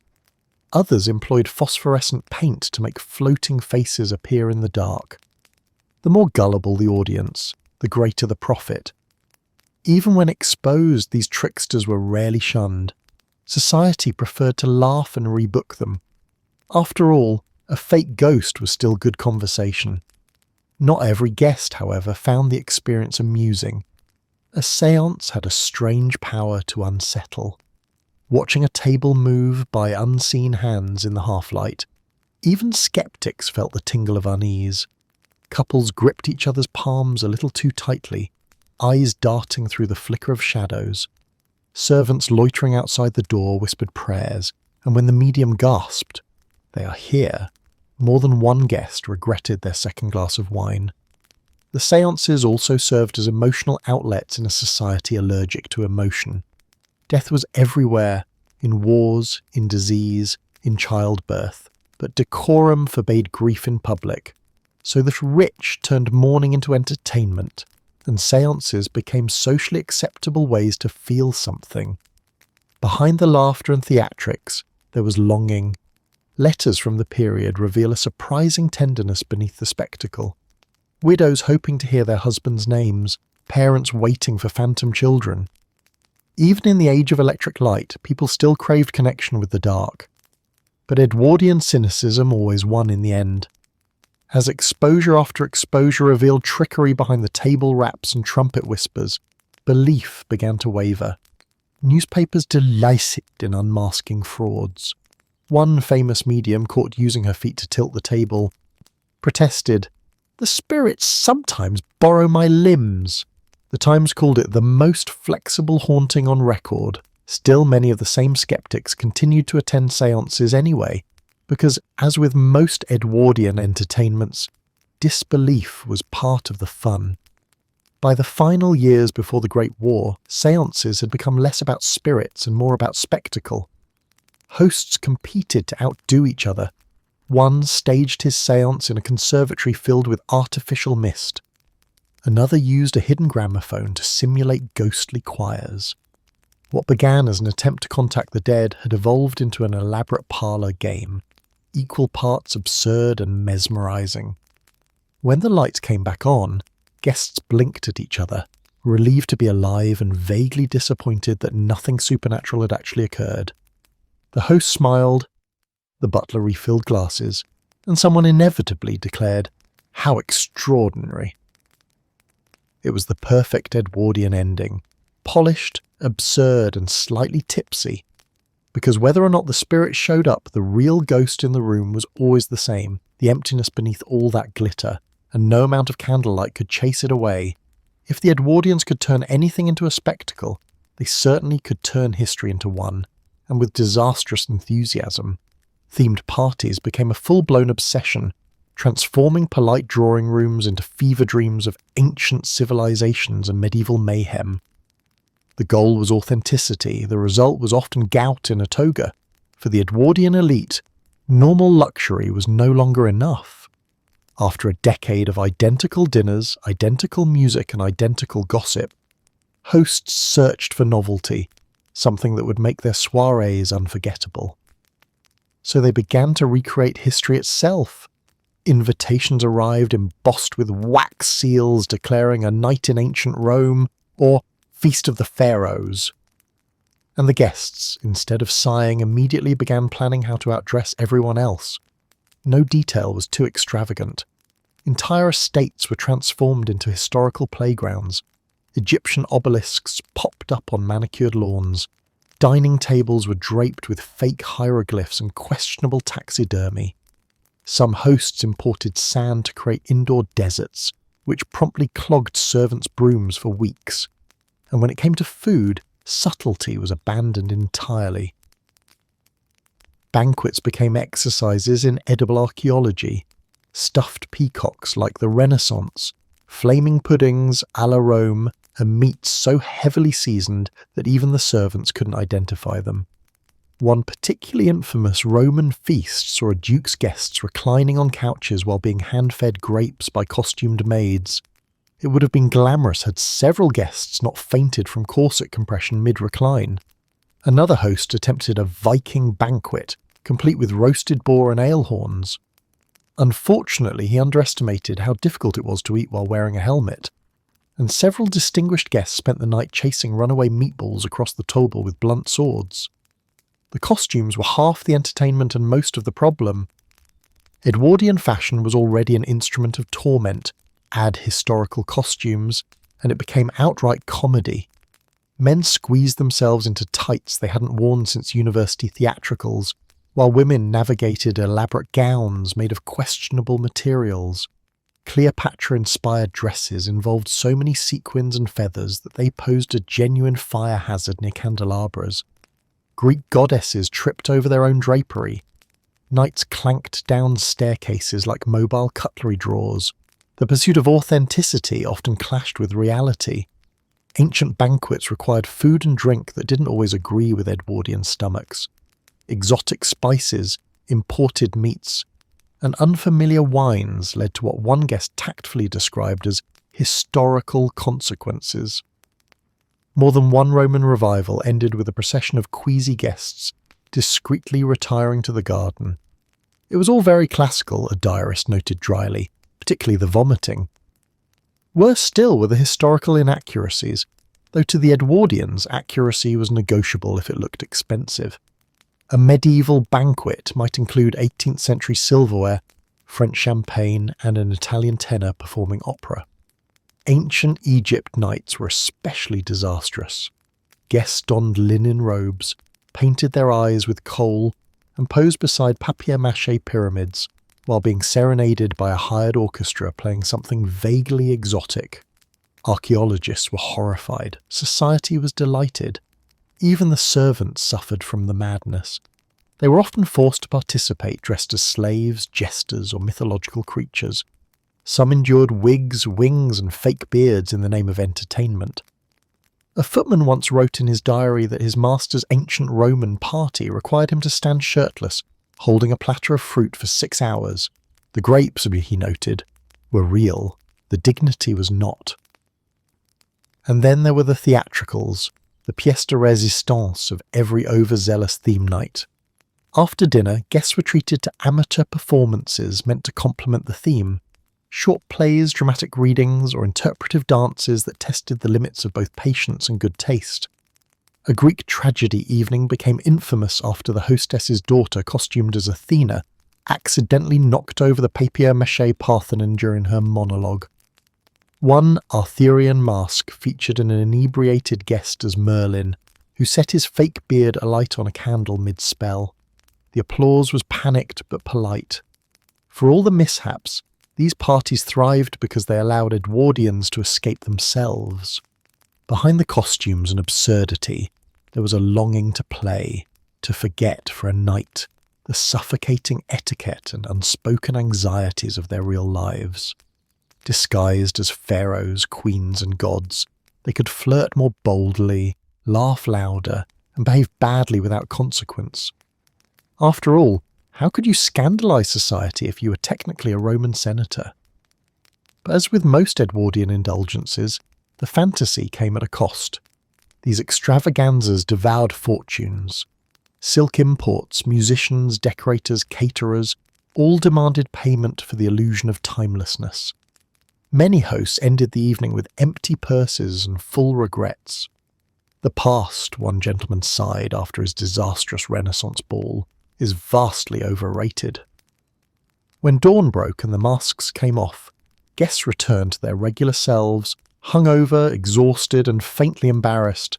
The marble columns were plywood, the ancient feast mostly uneaten, and the grand illusions left behind with the costumes. Still, within weeks, another invitation would arrive, an evening in ancient Babylon, music, mystery, and magic. And everyone who had sworn never to attend another themed party again began quietly arranging for their tailor. Because in Edwardian Britain, history wasn't just studied, it was staged. And if it ended in embarrassment, smoke, or mild food poisoning, at least it was memorable. Few Edwardian pastimes were as proudly British, or as catastrophically dangerous, as the weekend hunt. The invitation sounded simple enough. A quiet weekend in the country, sports, scenery, and splendid company. What it meant was mud, gunfire, and a polite chance to die in tweed. When the pheasants weren't in danger, the guests were. Every respectable country estate revolved around the hunt. It was a ritual of power, a social dance disguised as recreation. Guests arrived on Friday, hungover by Saturday, and bruised by Sunday. The shooting party wasn't about sport, it was about hierarchy. Where you stood on the field said as much about your social rank as your aim. The host, of course, got the best spot. The aristocratic guests claimed the next positions. Anyone of questionable status or dangerous enthusiasm was tactfully placed at the far end, ideally near nothing worth shooting. But Edwardian pride was a loaded weapon. Guests who couldn't tell the difference between a pheasant and a gardener often insisted on participating anyway. Alcohol didn't help. The day began with liquid courage, a small nip of brandy before dawn to steady the hand. By noon, most hands were trembling for entirely different reasons. It wasn't uncommon for an eager baronet to take down more hats than birds, or for a duchess to wing a tree and call it sport. The weather was its own adversary. Edwardian hunting was performed rain or shine, and mostly rain. Mud clung to boots, horses snorted in protest, and carefully tailored shooting jackets became soaked monuments to poor decisions. Yet no one dared complain. "A little damp builds character," said the sort of man whose valet carried the umbrella. Guests slogged through fields in full regalia, corseted women balancing rifles like couture accessories, and men trying to look heroic while quietly sinking into the bog. The true drama began after the first shot. A well-organised drive required coordination. Beaters flushed the birds, guns waited, and the entire affair unfolded with military precision. In theory, in practice, chaos reigned. Someone always fired too early, someone else too late, and the rest simply fired in confusion. Birds screamed, dogs barked, and servants dove for cover. Etiquette demanded that everyone pretend this was normal. "Splendid sport," they'd shout as a bullet whizzed past an ear. There were, of course, the inevitable incidents. A viscount once shot through his own boot and declared, "It's only a graze," as his foot bled heroically. Another gentleman famously downed a pheasant mid-air. Unfortunately, it was a stuffed decoy placed for decoration. Worse were the duels of pride. A missed shot could provoke lifelong resentment, especially when witnessed by rivals. The unspoken rule of the hunt was clear. Better to shoot your friend than your reputation. The ladies' participation added another layer of peril. Hunting was one of the few outdoor activities where women could flaunt their independence, and many took to it with unnerving enthusiasm.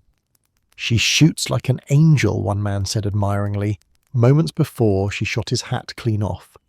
Feathers flew, laughter rang out, and beneath it all was a simmering competition disguised as camaraderie. The men preened, the women aimed, and the servants prayed. Servants were the silent engineers of these disasters. They loaded guns, fetched fallen birds, and maintained a delicate balance between deference and survival. It was their job to smile when shot at accidentally, and retrieve pheasants from marshes waist-deep in freezing water. The beaters, often local labourers paid a pittance, swept through thickets to drive birds toward the line of fire, muttering curses under their breath. They knew who had skill and who had money, and they also knew those were rarely the same person. After the chaos came the aftermath. Luncheon in the field, a picnic of questionable warmth and guaranteed pretension. Champagne bottles popped, sandwiches disintegrated, and the mud clung to every surface not already occupied by embarrassment. Guests congratulated each other with exaggerated modesty. "Pure luck, old chap," while secretly tallying hits and misses. There was always at least one injury to discuss over the soup course that evening. "A mere flesh wound," the victim would declare, brandishing his bandaged hand like a badge of honour. By sunset, the landscape looked like a war zone. The guests returned to the manor soaked, exhausted, and slightly traumatised, but still insisting they'd had a marvellous time. Fires crackled, servants discreetly mopped the floors, and someone always asked, "How many did we bag today?" The answer was never quite accurate. Numbers were inflated, birds miscounted, and pride smoothed over every blunder. Sunday's hangovers were legendary. The gunfire may have ceased, but the echoes remained, both in ears and egos. Some guests limped through breakfast, others fled early, claiming urgent business in town. The host smiled through gritted teeth, already planning how to repair the fences, clean the carpets, and avoid inviting certain people ever again. And yet, despite the mud, the mishaps, and the near-death experiences, the hunting weekend remained the crown jewel of Edwardian leisure, because beneath all the absurdity, it fulfilled the true purpose of the age, to look dignified while everything quietly fell apart. In Edwardian Britain, gossip wasn't merely entertainment, it was oxygen. It flowed through drawing rooms and drifted across dinner tables, keeping society alive, alert, and scandalously informed. Every Edwardian party had music, wine, and at least one ruined marriage. In a world obsessed with appearances, nothing thrilled the upper class more than watching someone else's facade crumble, preferably over dessert. Affairs were the worst-kept secret of the age. Marriage was a performance, not a partnership.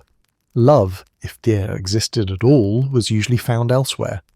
Husbands took mistresses with polite discretion. Wives took lovers with strategic timing. As long as everyone played their roles with dignity, society politely looked the other way. The trouble began when someone forgot the script. Every affair carried risk, not of moral condemnation, and morality was optional, but of exposure. One misplaced glance, one careless letter, and an entire reputation could implode. And since the Edwardians had perfected the art of overpopulated parties, hundreds of guests, all armed with champagne and curiosity, the odds of a secret surviving the evening were slim. The classic setting for disaster was the house party, a weekend of forced intimacy, thin walls, and endless opportunity. The hunt was for pheasants by day, but for partners by night. Servants were the silent witnesses, carrying trays through corridors at suspicious hours and pretending not to notice whose slippers appeared outside whose door. But inevitably something went wrong. A door opened unexpectedly. A necklace was left in the wrong room. A letter fell from a pocket, and by breakfast everyone knew, except, of course, the husband. One infamous incident in 1909 involved a duchess who had been carrying on an affair with a painter, charming, handsome, and inconveniently invited to the same weekend retreat as her husband. For 2 days, they maintained the polite distance of strangers. On the third, during a post-dinner charade, the painter was assigned the role of lover. He winked at her. Ooh. An impulsive, fatal mistake. The room went silent. Her husband, ever the gentleman, merely raised an eyebrow and asked, "Method acting?" The Duchess fainted before the laughter could start. Another scandal erupted at a London masquerade, where masks and dim lighting encouraged reckless behaviour. A married hostess, dressed as a Grecian goddess, slipped away with her admirer into a conservatory. Unfortunately, her husband had the same idea, with someone else. The two couples collided behind a palm tree, each caught in the act of betrayal. According to legend, the husband calmly adjusted his mask and said, "Well, my dear, it appears we are even." Society dined out on the story for years. Not all revelations were accidental. Some were calculated acts of vengeance. A jilted lover could devastate a rival with a whispered confession at just the right moment. A forgotten note might find its way into the wrong handbag. Even photographs, that new and treacherous invention, became weapons. One socialite famously sent anonymous photographs of a countess and her lover to every guest who attended the countess's next dinner. The hostess spent the entire evening smiling through gritted teeth while everyone politely pretended not to know why the dessert plates trembled. For the servants, these scandals were pure theatre. They were the keepers of secrets, the custodians of evidence. A good butler could destroy reputations with a single raised eyebrow. Maids traded gossip like currency, footmen snickered below stairs, and even the coachmen shared stories with their counterparts at other estates. If the newspapers were polite, the servants' quarters were not. They knew everything: who crept where, who cried quietly in locked rooms, and who left early for their nerves. The fallout from a revealed affair could range from mildly awkward to socially apocalyptic. A gentleman might simply travel abroad for a few months until things cooled down. A lady, however, risked annihilation. One public indiscretion could reduce her from society's darling to a name that shall not be mentioned. Some fled to Paris, the traditional exile for the disgraced, where at least one could sin in peace. Others stayed, defiant, using charm and sheer audacity to claw their way back. She was socially dead, one diarist wrote of a notorious hostess, until she began serving better champagne. Ironically, the same society that condemned infidelity was addicted to its drama. Everyone denounced scandals in public while savouring them in private. Drawing rooms buzzed with euphemisms. She's rather indisposed meant her affair just imploded. He's gone to Scotland for his health meant he's hiding from the tabloids. The newspapers, always eager for innuendo, danced around names with surgical precision. A certain lady of rank was recently seen departing Grosvenor Square in tears. Everyone knew who it was, of course. That was the fun. And so, night after night, the glittering world of Edwardian high society waltzed on, powered by a hypocrisy and gossip. Each scandal replaced the last. Each new disgrace swept the previous one into history. The host smiled, the guests whispered, and someone, somewhere, always made the next mistake. Because in Edwardian Britain, love might have been fleeting, but humiliation was eternal. For most Edwardian servants, revenge wasn't loud.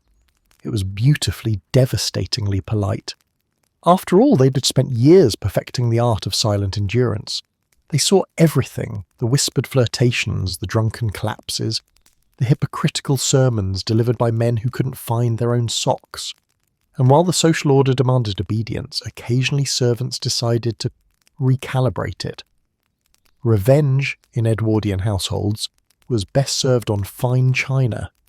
The Edwardian home ran on hierarchy as rigid as a military chain of command. The master gave orders to the butler to the footmen, the lady of the house to the maids, and everyone to the kitchen staff, and so on, until even the scullery maid had someone smaller to scold. Each servant knew their place, their duty, and, crucially, their leverage. For behind the glittering facade of civility, they controlled the machinery of comfort, and when pushed too far, they knew exactly which gears to jam. The most common act of rebellion was the accidental inconvenience. A coat misplaced here, a late breakfast there, nothing dramatic but devastatingly effective. A forgotten umbrella could ruin a social engagement. A slightly oversalted soup could spark a week of domestic despair. The butler's genius lay in subtle sabotage, acts so refined that even the victims doubted their own perception. Was that wine truly corked, a baronet might wonder? Or is Jenkins laughing at me? The answer, of course, was yes. Sometimes the revenge was culinary. The kitchen, after all, was the empire within the empire. A cook who had been insulted could reduce an entire household to chaos with a single burned roast or mysteriously cold soup. The aristocracy might rule the dinner table, but the kitchen staff ruled the outcome. There are accounts of valets intentionally starching a master's collar to such stiffness it cut into his neck, or maids forgetting to air a lady's gown before a ball so she appeared in a cloud of eau de mildew. A footman once claimed that his master's repeated rudeness inspired him to chill every plate by the fire and warm every wine bottle in the pantry, a culinary war crime disguised as clumsiness. And then there was gossip, the most exquisite weapon in the servants' arsenal. Servants were the unofficial press corps of the Edwardian elite, carrying stories between houses faster than telegrams. What began as a murmured complaint below stairs could bloom into scandal above them. Never anger the maid, an old saying went, for she knows where you sleep, and with whom. When a lady's letter went missing, when a gentleman's cigar case reappeared in another man's study, the staff didn't ask questions, they told them. The result was often ruinous, delivered with a smile and a curtsy. Some took their revenge theatrically. A housemaid dismissed unfairly might forget to close the windows before a rainstorm, soaking the master's prized tapestries. A valet tired of his employer's arrogance could lace his shaving cream with goose fat, harmless but spectacularly unpleasant. Gardeners trimmed hedges into vaguely insulting shapes. Drivers deliberately took the longest routes, burning through coal and patience. Even the smallest rebellion, an unpolished shoe, a misplaced letter, could cause an aristocrat's entire sense of control to unravel. It wasn't always malicious. Sometimes it was art. Servants had their own moral code, one built on fairness and self-preservation. Many didn't seek revenge at all, just small victories, moments that reminded them they weren't invisible. One maid reportedly danced briefly in her mistress's gown before delivering it upstairs.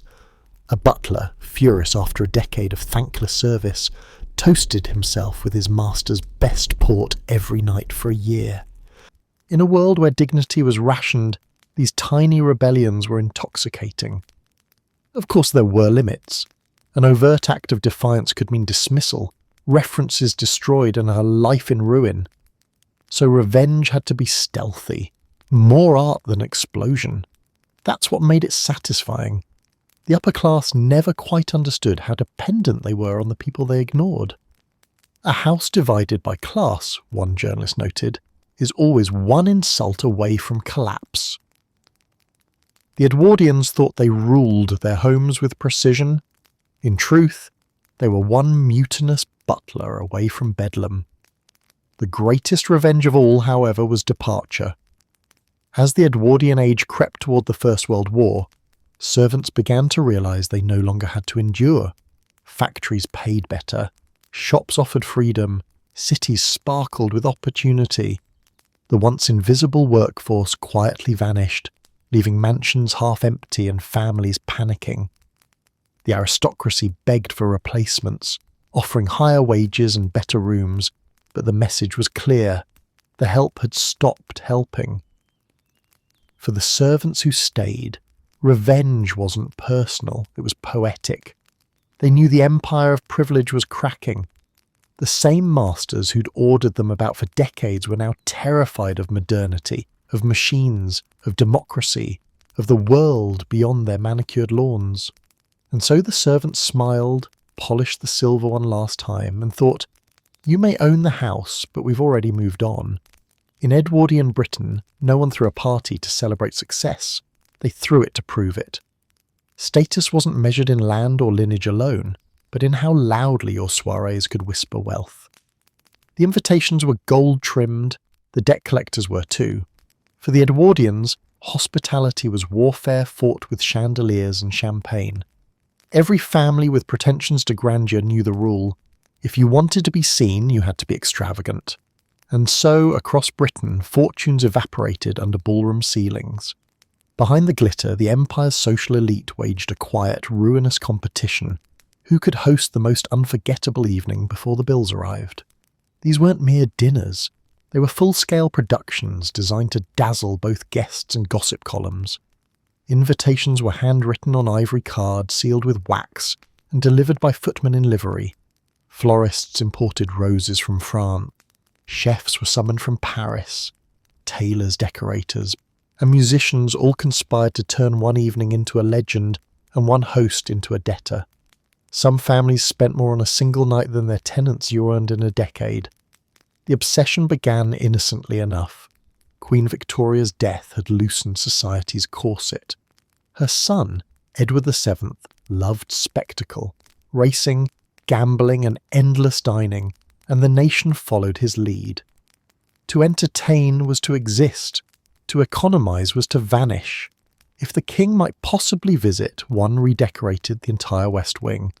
If he didn't, one pretended he might have, and spent the same anyway. But the economics of Edwardian elegance were brutal. A ball for 200 guests required armies of servants, fleets of carriages, and a menu that could feed a regiment. Lobsters, truffles, quail, even ice, which had to be imported in blocks, were symbols of reprimand. The champagne flowed so freely that hosts began ordering it by the ton. Guests expected endless delicacies and orchestras capable of playing until dawn. When hosts finally collapsed into bed, The only thing heavier than their hangovers were their ledgers. Some tried to outshine the competition with themed opulence. One countess famously hosted a Night of Venice, complete with a flooded ballroom and gondoliers hired from Italy. It was spectacular, until the floorboards swelled and split. Repairs cost more than the event itself. Another socialite staged a celestial banquet, where the entire ceiling was covered with hundreds of lit candles, meant to resemble the night sky. The illusion worked beautifully, right up until the draperies caught fire. Hosts justified the excess as investment in reputation. A dazzling ball could secure a daughter's marriage or a husband's promotion, at least in theory. In reality, it often secured overdrafts.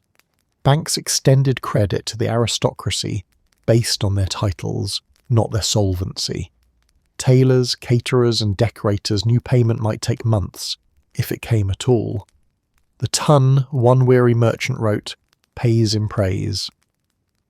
The pressure wasn't limited to the titled. The rising industrial elite, newly rich but socially insecure, joined the frenzy with equal desperation. Their motto might as well have been spend now, belong later. To be accepted by the old families, they had to dazzle them first. Mansions rose overnight, packed with French furniture and nervous servants. Every dinner became an audition for aristocratic approval. Some succeeded. Most simply went bankrupt in style. Servants, of course, saw the farce up close. They polished silver they knew would soon be pawned and poured champagne from bottles worth more than their yearly wage. They listened to their masters toast prosperity while creditors knocked at the door. It was like watching a ship sink under fireworks, one butler recalled of his final employer's grand ball before foreclosure. Guests weren't fooled either. Everyone knew when a host was overreaching, but politeness demanded participation in the illusion.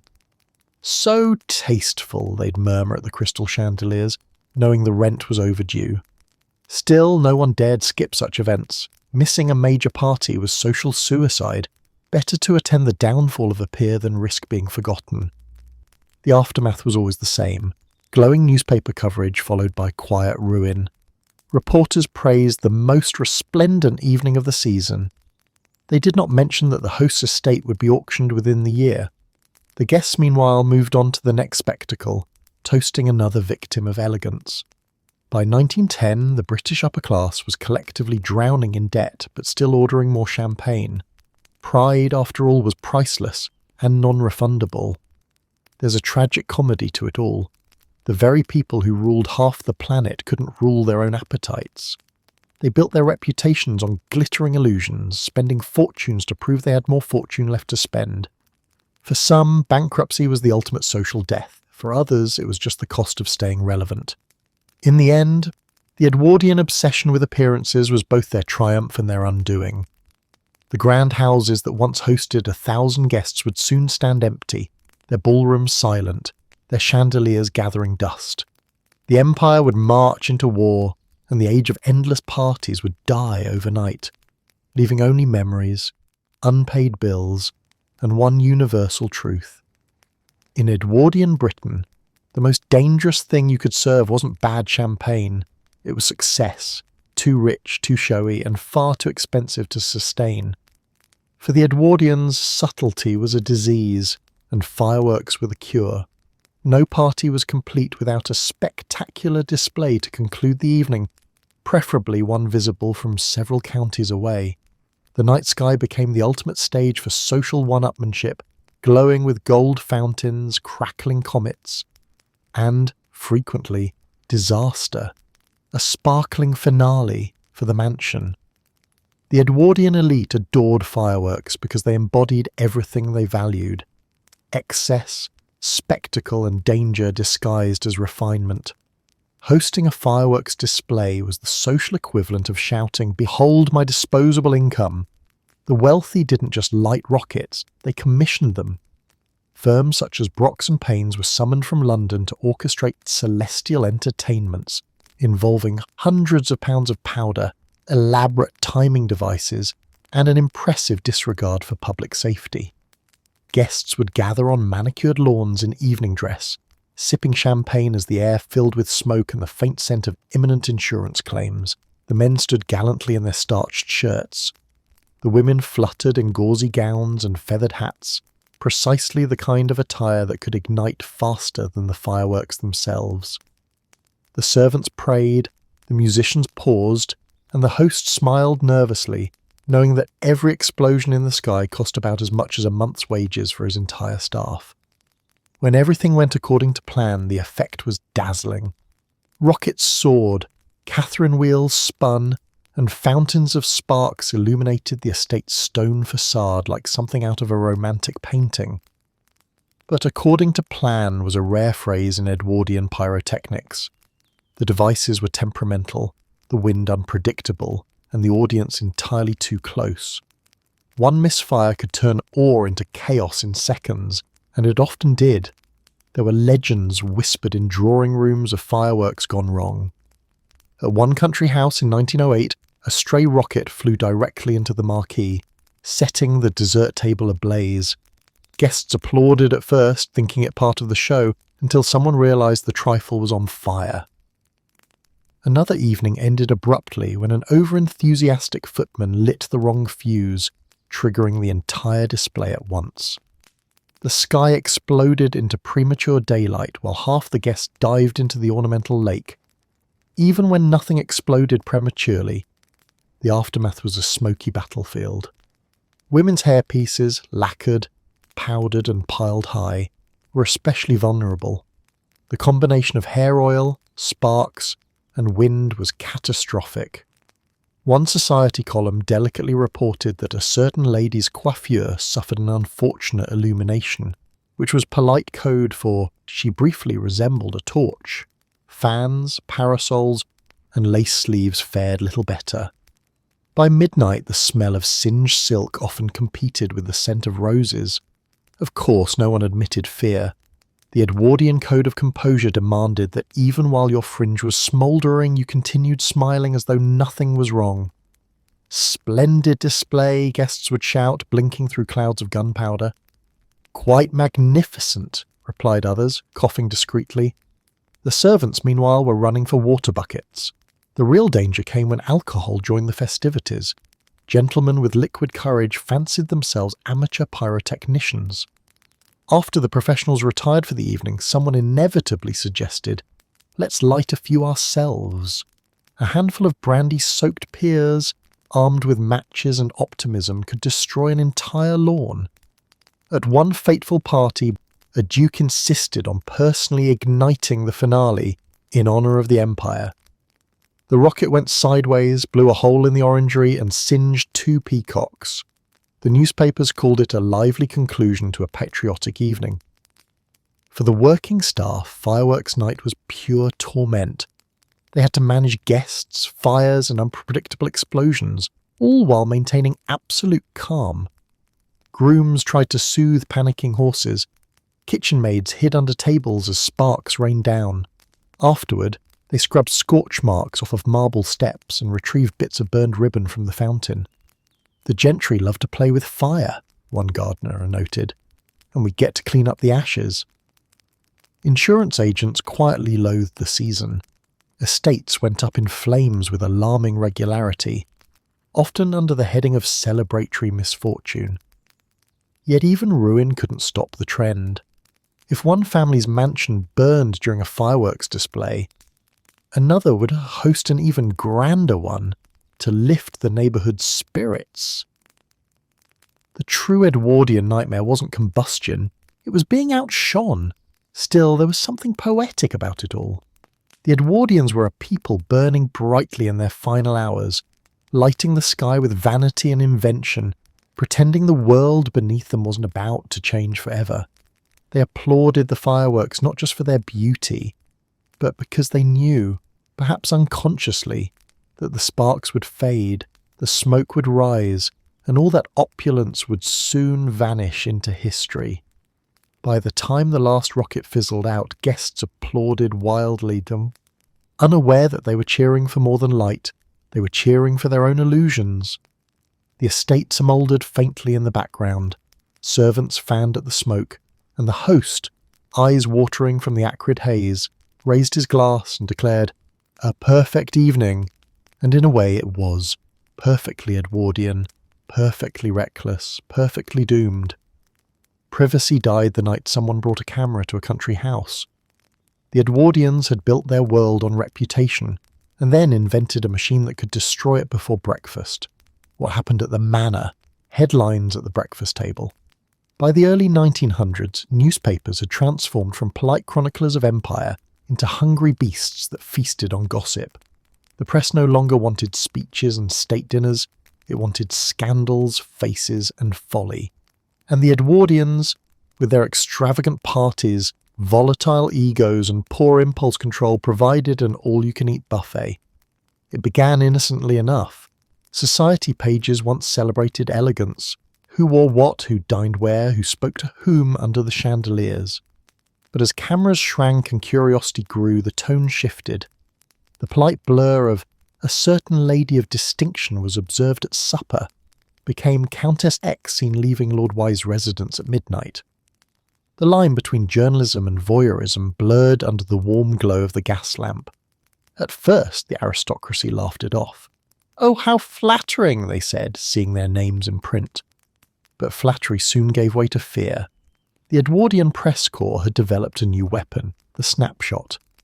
No longer bound by staged portraits or artistically posed publicity shots, photographers could now capture moments of unfiltered humanity. And humanity in Edwardian high society was always a liability. The technology itself felt practically criminal. A pocket camera, a click small enough to go unnoticed. It was as though politeness had been mechanized. Servants at soirees began whispering of the man with the lens, and hostesses banned photographers with the same venom they once reserved for social climbers. But the journalists were relentless. They disguised themselves as gardeners, chauffeurs, even clergymen, anything to infiltrate the glittering private world of privilege. One by one, reputations began to detonate. A duke photographed stumbling out of his club after midnight. A viscountess caught laughing too intimately with a man not her husband. A politician's expression frozen mid-toast. A smile that somehow looked guilty. The next morning their faces appeared in bold print beside headlines dripping with insinuation. A distinguished gentleman's late-night stroll. Everyone knew what it meant. The most famous case, whispered in both drawing rooms and Fleet Street, involved a royal guest. At a countryside ball in 1908, a camera flash startled the horses just as the future king was helping a lady into her carriage. The photo caught him mid-laughter, her hand resting on his shoulder. Within 24 hours, the image was everywhere. The palace called it a trick of the light. Society called it proof. The newspapers called it a fine circulation boost. Even the servants weren't immune from the press's fascination. Ex-butlers and dismissed maids began selling stories to tabloids, their memories suddenly sharpened by profit. "A certain earl's peculiar habits," one headline teased, above a tale of eccentric late-night rituals involving cigars and silk robes. Whether true or not, the story sold, and that was all that mattered. A lifetime of silent service could now be undone for a few pounds, and a thrilling sense of revenge. The gossip economy flourished. Editors discovered that nothing sold like hypocrisy.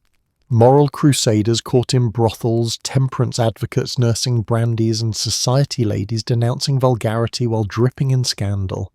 Even the most trivial misstep became column fodder. "Lady H, seen without gloves," screamed one paper, while another gleefully published "Lord T loses hat dignity." Privacy became a punchline, and reputation a game of survival. For hosts, the presence of the press turned every event into a potential ambush. Invitations carried warnings, "No journalists admitted." Guards were posted at the gates, yet somehow a reporter always slipped in, or a servant always leaked the guest list. Some hosts tried to fight back legally, suing for libel, but suing the press only made things worse. Aristocrats sued to hide truth, the headlines crowed, and the court of public opinion issued its verdict long before the judge did. behind the fury lay a peculiar irony. The Edwardians, obsessed with being seen, were now terrified of visibility. They craved publicity but demanded discretion, a contradiction that doomed them from the start. They built their world on surfaces, then panicked when someone reflected those surfaces back to them. The press didn't invent hypocrisy, it merely printed it in morning editions. Still, the new celebrity culture proved irresistible. Scandal, it turned out, was contagious. The same people who cursed the tabloids couldn't resist reading them. Breakfast tables across Britain became confessionals of schadenfreude. Did you hear about Lady So-and-so? Terrible business to pass the jam. The empire was vast, but gossip travelled faster than any train had ever built, and the press knew exactly how to feed the hunger. They photographed debutantes caught unaware, duchesses in candid laughter, and heirs engaged in robust recreation, meaning slightly drunk. The Edwardian elite had become their own entertainment, and the audience was the nation. By the eve of the First World War, the relationship between high society and the press had become a perfect loop of dependency and disdain. The wealthy needed publicity to maintain prestige. The papers needed their scandals to sell. It was a dance of destruction choreographed in ink and flash powder. When the morning paper hit the breakfast table, the host who'd smiled too brightly the night before might find his grin immortalized and weaponized. His dinner menu forgotten, his debts ignored, but his expression forever captured under the headline, "A Night of Distinction and Distraction." And so the Edwardian age, built on appearances, found its mirror in newsprint. The empire still ruled the world, but the tabloids ruled the empire's imagination. For a decade, Edwardian Britain had danced as though the music would never stop. The chandeliers glittered, the champagne flowed, and the laughter echoed across marble halls. But then, quite suddenly, the world caught fire. The lights went out across Europe, and no one remembered who was supposed to pour the next glass. When war arrived in 1914, it didn't just end lives, it ended illusions. The Edwardian age, that shimmering dream of order, etiquette and excess, collapsed overnight. The invitation stopped. The orchestras were silenced. The very men who had once competed over dinner parties now competed for survival in muddy trenches. The empire's finest champagne was replaced with army rations, and the only fireworks left were shells streaking through the night. Before the war, the British elite had believed themselves untouchable, the guardians of a perfectly balanced world. The hierarchy of servants, hosts and guests seemed eternal. The empire stretched from London to the edges of the map, and money seemed as infinite as the champagne corks they popped. But the war shattered that illusion with merciless efficiency. Sons of dukes and factory workers alike fell side by side, and the old order began to unravel under the weight of its own vanity. The grand houses, once filled with laughter and gossip, became hospitals and convalescent homes. The same drawing rooms that had hosted masquerades now echoed with the shuffle of nurses' shoes. Chandeliers were covered in dust sheets, silverware was packed away, the orchestras had traded violins for rifles. "It is strange," one hostess wrote in her diary, "to hear only silence where once there was Strauss." Even those who survived found their glittering world unrecognizable. Servants enlisted, factories roared to life, and women, once confined to corsets and conversation, stepped into roles society had never allowed them before. They worked, they drove ambulances, they mended uniforms, and when the war ended, they refused to return to invisibility. The Edwardian household, that miniature kingdom of hierarchy and pretense, simply ceased to function. There was no one left to polish the silver. The economy that had fueled Edwardian extravagance disintegrated. Fortunes that had survived centuries were undone in a matter of months. Taxes rose, trade fell, and the price of pride became unaffordable. The gilded carriages rusted in the stables, and estates were quietly sold off piece by piece. The parties that once measured social worth became symbols of something indecent, relics of a frivolous age that had feasted while the world burned. And yet, nostalgia clung stubbornly to the survivors. The older generation longed for the era of perfect servants and endless soirees, but they also knew it could never return. Letters from the time are filled with quiet mourning for things that sound absurd to modern ears, not just lost loved ones, but lost rituals, the formality of tea, the polish of a ballroom floor, the sound of a carriage on gravel. For the Edwardians, civilization had always meant ceremony. Without it, life felt shapeless, ordinary, and unbearably real. The younger generation didn't share that grief. They'd seen the absurdity firsthand, men dying, while generals toasted strategy over brandy. When they came home, the idea of bowing to titled hosts or pretending to care about table setting seemed grotesque. Jazz replaced waltzes, slang replaced etiquette, and laughter became freer, louder, a little more desperate. They didn't want to return to the Edwardian dream. They wanted to dance on its grave. The newspapers that once chronicled balls and banquets now printed casualty lists. The faces that had graced society pages reappeared beneath black borders. There were no scandals left to report, only absences. The age of elegance, one columnist wrote in 1919, had died in Flanders. He wasn't exaggerating. The great names of the empire lay in the same mud as the ordinary men they'd ruled, and no amount of inherited dignity could rise from that trench. After the armistice, some hosts tried to resurrect the old glamour, to host victory balls that would recall the glory days, but even their opulence rang hollow. The guests arrived wearing smiles too wide, laughter too forced. They were ghosts dressed for a world that no longer existed. The champagne tasted flat, the music nostalgic, and outside the new century loomed, modern, electric, impatient. The grand Edwardian party hadn't ended with a bang, it had burned itself out like the last candle at dawn.